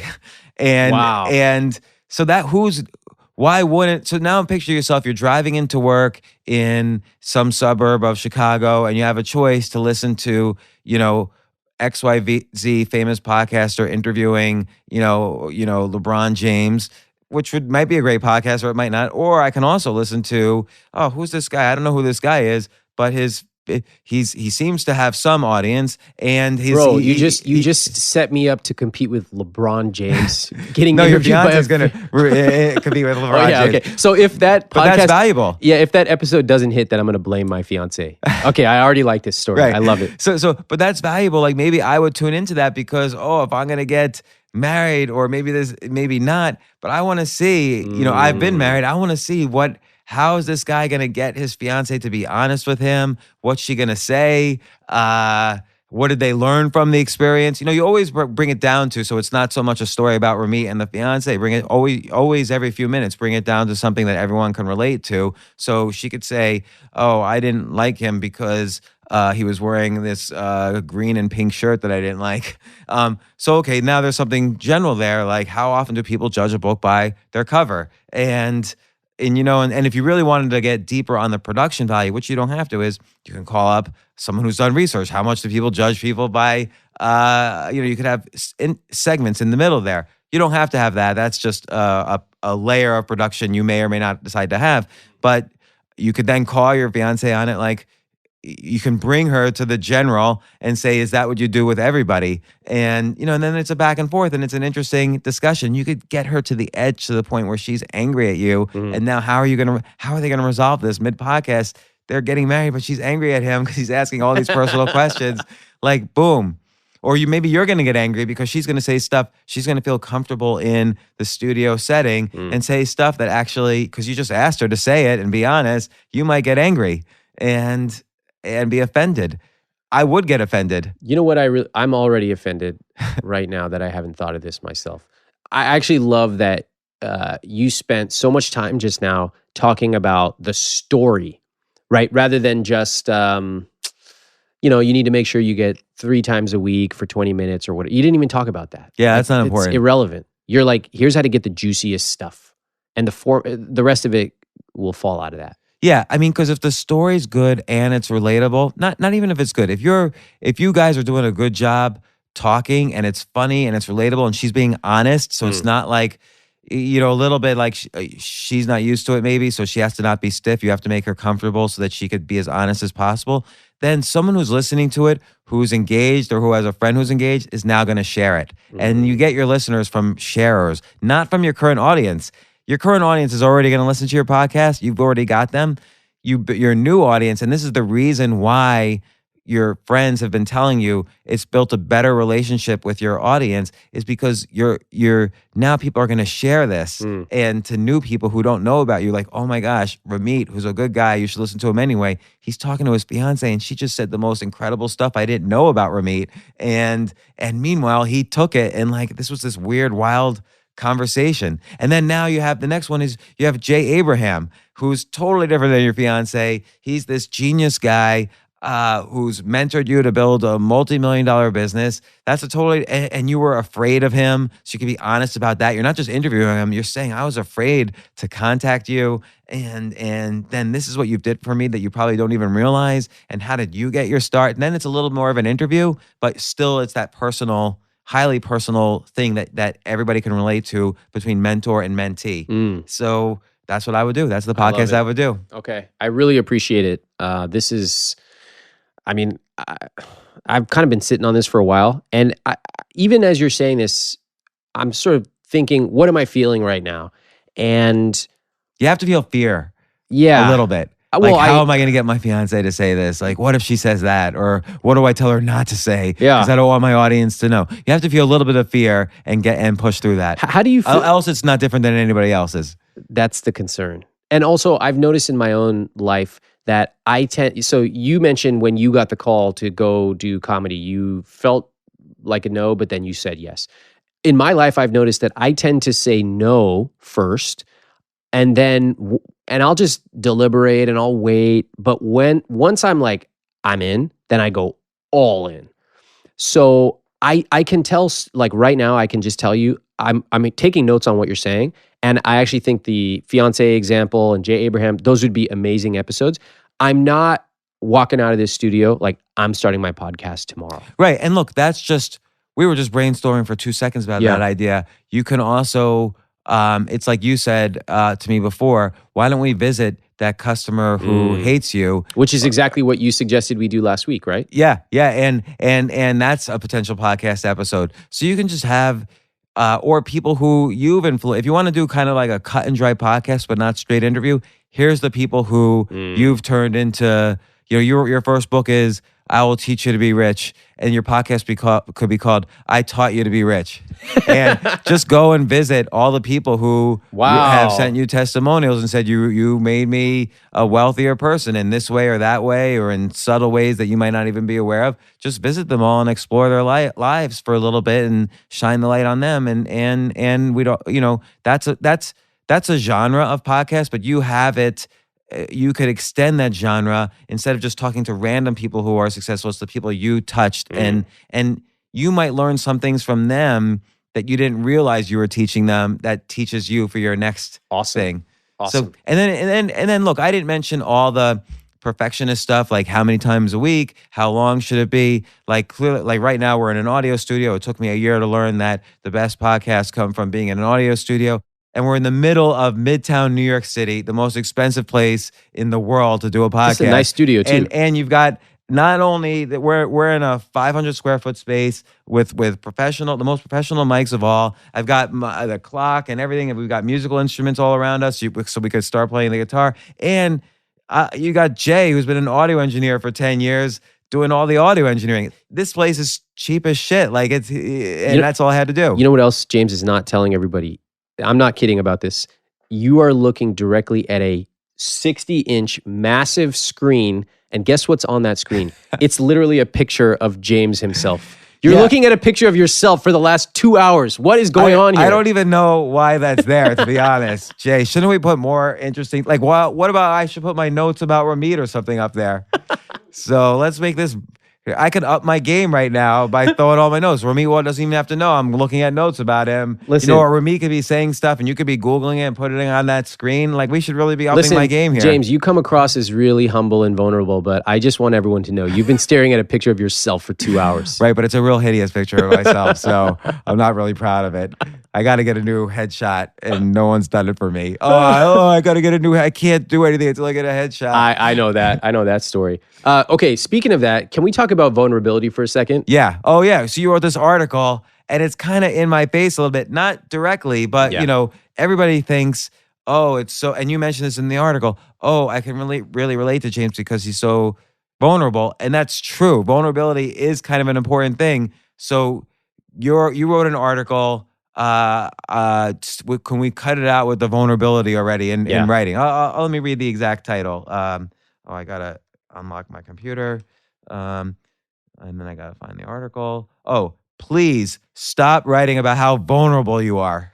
Okay, if I see another one of these Instagram posts where someone posts this quote and they're like, show your vulnerability, open your heart, and your life will flourish, I'm going to jump off a bridge. Well, I agree with that. And I want to, I'm sorry. That time I shouldn't have interrupted you. You go. Let me just say this. I think that there has been a trend of everybody talking about vulnerability. And to tell you the truth, I could benefit a lot from being a little bit more vulnerable. You and I actually sat on a stage, and I used you in this example. In the article, we both spoke at a conference, and one of my... What conference? I have such a bad memory. It was a Michael Ellsberg conference. Oh yeah, I remember it now. And I did some panel thing, and then you did some panel thing, and one of my coworkers was there, and she came up to me after. She goes, you mind if I give you some feedback? Now, the truth is, mostly everyone just blows smoke up your ass and says you're great after a speech. She goes, James has made and lost tens of millions of dollars. Why is it that he's more relatable than you are? And I think that's a really good point. I tend to be a little bit more aloof. I could benefit a lot. I've actually worked on that a lot. I've been writing a lot of stuff. I've been sharing a lot more stuff than I normally do. And I'm actually really enjoying the process, even though it's challenging. But, and this is a huge but, it seems that nowadays, it's more popular to be vulnerable than to actually be good. And I totally disagree with that.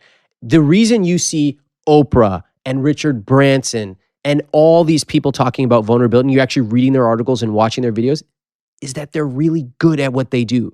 So you could be, and we have something we call a vulnerability status matrix. See, everybody talks about vulnerability. Nobody talks about and that's in the article. Yeah, it's a 2x2 square, and I want to start from there's vulnerable and not vulnerable, and then there's something nobody talks about: low status and high status. So you get the person in the top right corner. Think of a great leader. This is an aspirational leader. They're vulnerable, but they're also high status. That's the kind of person we might aspire to be. In the bottom right, you have a high status person who's not vulnerable. That's what I've been accused of a lot. I think it's pretty accurate. I've professionally been, successful, but I'm not vulnerable. Do you think it's hurt you professionally by not having a little more of Definitely. what someone calls vulnerability? 100%. Because I can see there are people out there who would otherwise be, I could help them and they might like what I have to say, but I rub them the wrong way. And I don't think that's good. I don't want to hold myself up as some paragon. This is something I'm working on. Well, it's funny because your book has a very confident title. Your first book, I Will Teach You to Be Rich. Actually, that's like your second book, right? But this is your first like big book. And then you say things like, don't even apply if you're this, or this. So you have that kind of like, that's you put that foot forward first. Yeah, that's right. Which is not bad. We talked about that. No, already. it's authentic. It's how I talk. But there's also, you can be multidimensional. Like somebody made a comment, I think it was on Quora. They're like, is Ramit really an asshole? And then someone was like, if you actually are a customer, you'll notice that once you join one of his programs, he's really different. And that is very true because I really focus on that top 5%, top performers. I want to spend all my time and attention on them. But if you can't be bothered to read a blog post, then I frankly, you should read it, don't read it. That's really up to you. I think that I could do a better job of communicating that I'm doing this because I love it and I care.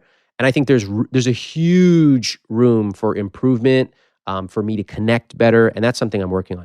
Let me just finish up with this matrix. So, this is bad. If you're not vulnerable and you have low status, so you basically think you're awesome but you suck, you're what we call a delusional wannabe.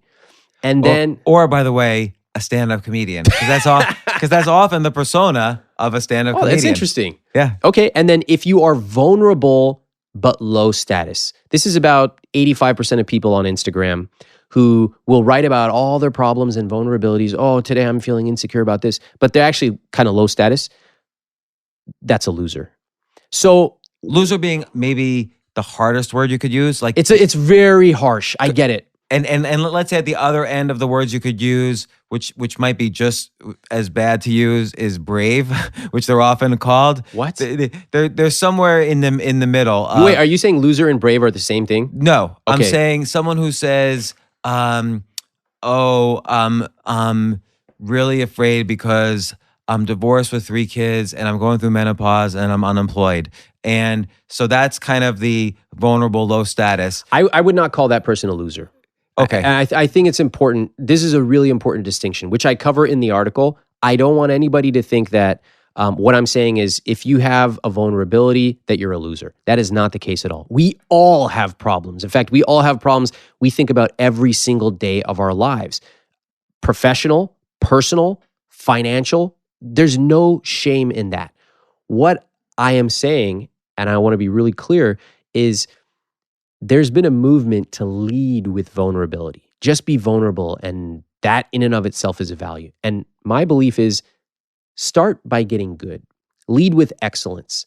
Vulnerability can come, and you could do it at the same time, you can do it after. But if you just are vulnerable, if you just talk about issues you have or problems without solving it, without getting really good, without putting in the time to be a stand-up comic or a writer or whatever it is you want to do, then you can use this grid to find out where you'll end up. Sure. And so there's so as with everything we've been talking about, and you're aware of this, there's the nuances in this. So a lot of times I agree with you. Like, I started writing these types of articles, I don't know, 10 years ago or 8 years ago, and I felt like, for better or for worse, at least in the past couple of years, other people will send me emails like so-and-so is trying to Dude, they all your copy you. style. Come on. They all rip you out, and they all are horrible at it. Yeah, and there's I don't want to say they're necessarily horrible. It's there's one thing I see that they're not doing, which is somebody will say something like, we've all shed tears in relationships,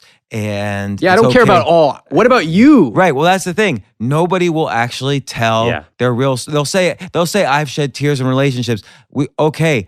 I get that. Of course you have. Like, you're not telling me anything new. I want to know exactly your husband was a drug addict, sex addict, whatever, and you were one time he dropped you off on the highway in the middle of a fight, and you couldn't get your way home, and blah, blah, blah. I want to know the real hardest, dirtiest parts. Totally. And that's the story now. Now I'm like, I can choose between watching Star Wars again or reading your post. It's and juicy. now you'll drag me along, or not drag me along, but now you'll bring me along this journey from vulnerability until the, dealing with all of these horrible things that you had to deal with, worse and worse and worse, until you finally came to the point where you're writing this article. And then I could choose, if you're writing something aspirational, I can choose, he or she did this. I could choose whether or not that'll fit in my life. If you're just writing a story, then that's great. It's entertainment. But you have to do one or the other. You can't just say, I shed tears. You have to tell me exactly in detail what happened, and you have to be good at it. There's a craft to writing. The truth is so hard to be honest about. And I remember reading Stephen King's book on writing, and he talks about what a novice writer would do if they're writing a scene for an elevator, and an elevator's falling and you're about to die, and the novice writer would say something like, he would give the character this quote, "Oh, mother," right before he dies. And Stephen King's like, that's not what somebody would say. If you were in an elevator about to die, you're going down the thing, you would say, "Oh shit." And that the honesty to get to that level is really, really hard. By the way, let me just point out that your stories, one of the reasons I love your stories so much, and your posts and your podcast, they don't always end with a happy ending. A lot of times they're actually pretty unhappy, or they just meander into something, but it was highly entertaining. The other reason I like it is that you're actually really accomplished. So I know I can learn something from you. I know I can be entertained. But the point of this, the article on vulnerability is, you should write openly about you can share that. You don't have to, but there's a difference between just anyone sharing their vulnerabilities and actually getting really good. You're great at investing, great at writing, great at communication, great at podcasting. That's why people are listening to you. It's not just that you are vulnerable. There's a million other vulnerable people out there. So for everyone listening, I would really encourage you to check out the article. We have 100 50 plus comments where people are saying, this is a new way that I'm looking at the world now. Yeah. So the article again is, please stop writing about how vulnerable you are. And it's on the website, iwillteachyoutoberich.com. And I think it is really important about communication. It's good to be vulnerable. Vulnerability does increase likability. Like you just said, you could appear aloof to some people, or some people have told you that. But at the same time, I'll have people ask me, questions on Quora, is James Altucher making all this up? So there's always a downside, because people can't believe, like, why would he's only admitting all this stuff to maybe sell his 99-cent books or whatever. But I think I'm not, it's not like I'm vulnerable in an article as a goal. It's just, I think there's a craft of writing a good story. Yeah. Like a blog post or a tweet or a show or a movie or a book that's totally informational should also be a story. This podcast has been a story, because we talk about all the different things we've been through, some together, some not. We've helped each other solve problems. And the reader's been along this story with us, or the listener has been along on this story with us. So, and you were vulnerable. I don't know what to do with a podcast, and what should I do? And we were brainstorming. It might be a good idea, it might not be. So there's lots of ways, but it's not like I'm saying, oh, I shed tears before I started this podcast. We all shed tears. Right? It's just like, you got to do hard things, and this is what I did, and this is the worst part of it, and then how I got out of it. So I think for all of us listening, whether you are thinking about vulnerability or not, I was, just because I saw these godforsaken Instagram posts. I think that there are a lot of rules society tells us, and whether it's buy a house or get married, have 2.5 kids, whether it's be vulnerable because everyone else on your feed is being vulnerable, like there are a lot of subtle things that society tells us, and we sort of swim along. Of course, we are social animals. We want to fit in, and we just do them. I love that you question those things. I've never seen so many angry comments as when you tell people buying a house is not a good investment. Same for me when I write about that. Yeah, that's been my most popular article, for instance, on LinkedIn ever. Yeah, it's religious, the belief that people have. And I always find it hilarious how quickly the counter arguments fall apart. It's like, let's talk about the math. This and that. I had somebody, I was talking about negotiating rent recently, and somebody on Facebook said, negotiating rent? What city do you live in?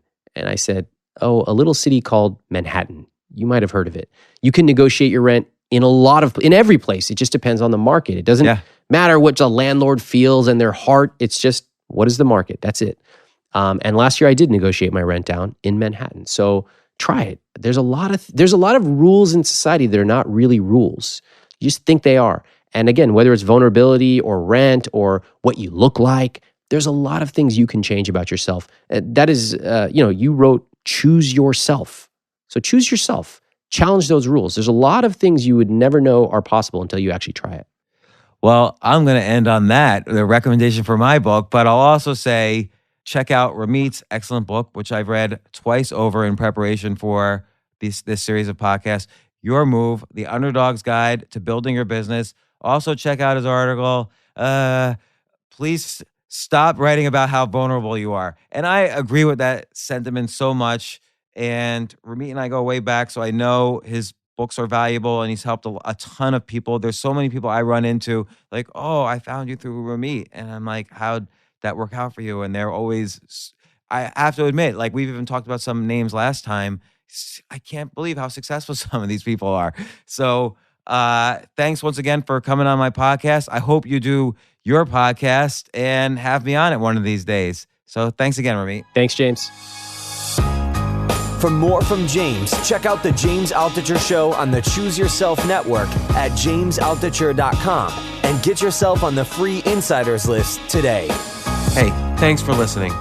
Listen, I have a big favor to ask you, and it will only take 30 seconds or less, and it would mean a huge amount to me. If you like this podcast, please let me know. Please let the team I work with know. Please let my guests know, and you can do this easily by subscribing to the podcast. Probably the biggest favor you could do for me right now, and it's really simple. Just go to iTunes, search for The James Altucher Show, and click subscribe. Again, it will only take you 30 seconds or less, and if you subscribe now, it will really help me out a lot. Thanks again. AI might be the most important new computer technology ever. It's storming every industry, and literally billions of dollars are being invested. So buckle up. The problem is that AI needs a lot of speed and processing power, so how do you compete without costs spiraling out of control? It's time to upgrade to the next generation of the cloud, Oracle Cloud Infrastructure, or OCI. OCI is a single platform for your infrastructure, database, application development, and AI needs. OCI has 4 to 8 times the bandwidth of other clouds, offers one consistent price instead of variable regional pricing, and of course, nobody does data better than Oracle. So now you can train your AI models at twice the speed and less than half the cost of other clouds. If you want to do more and spend less, like Uber, 8x8, and Databricks Mosaic, take a free test drive of OCI at oracle.com/advance. That's oracle.com/advance. oracle.com/advance.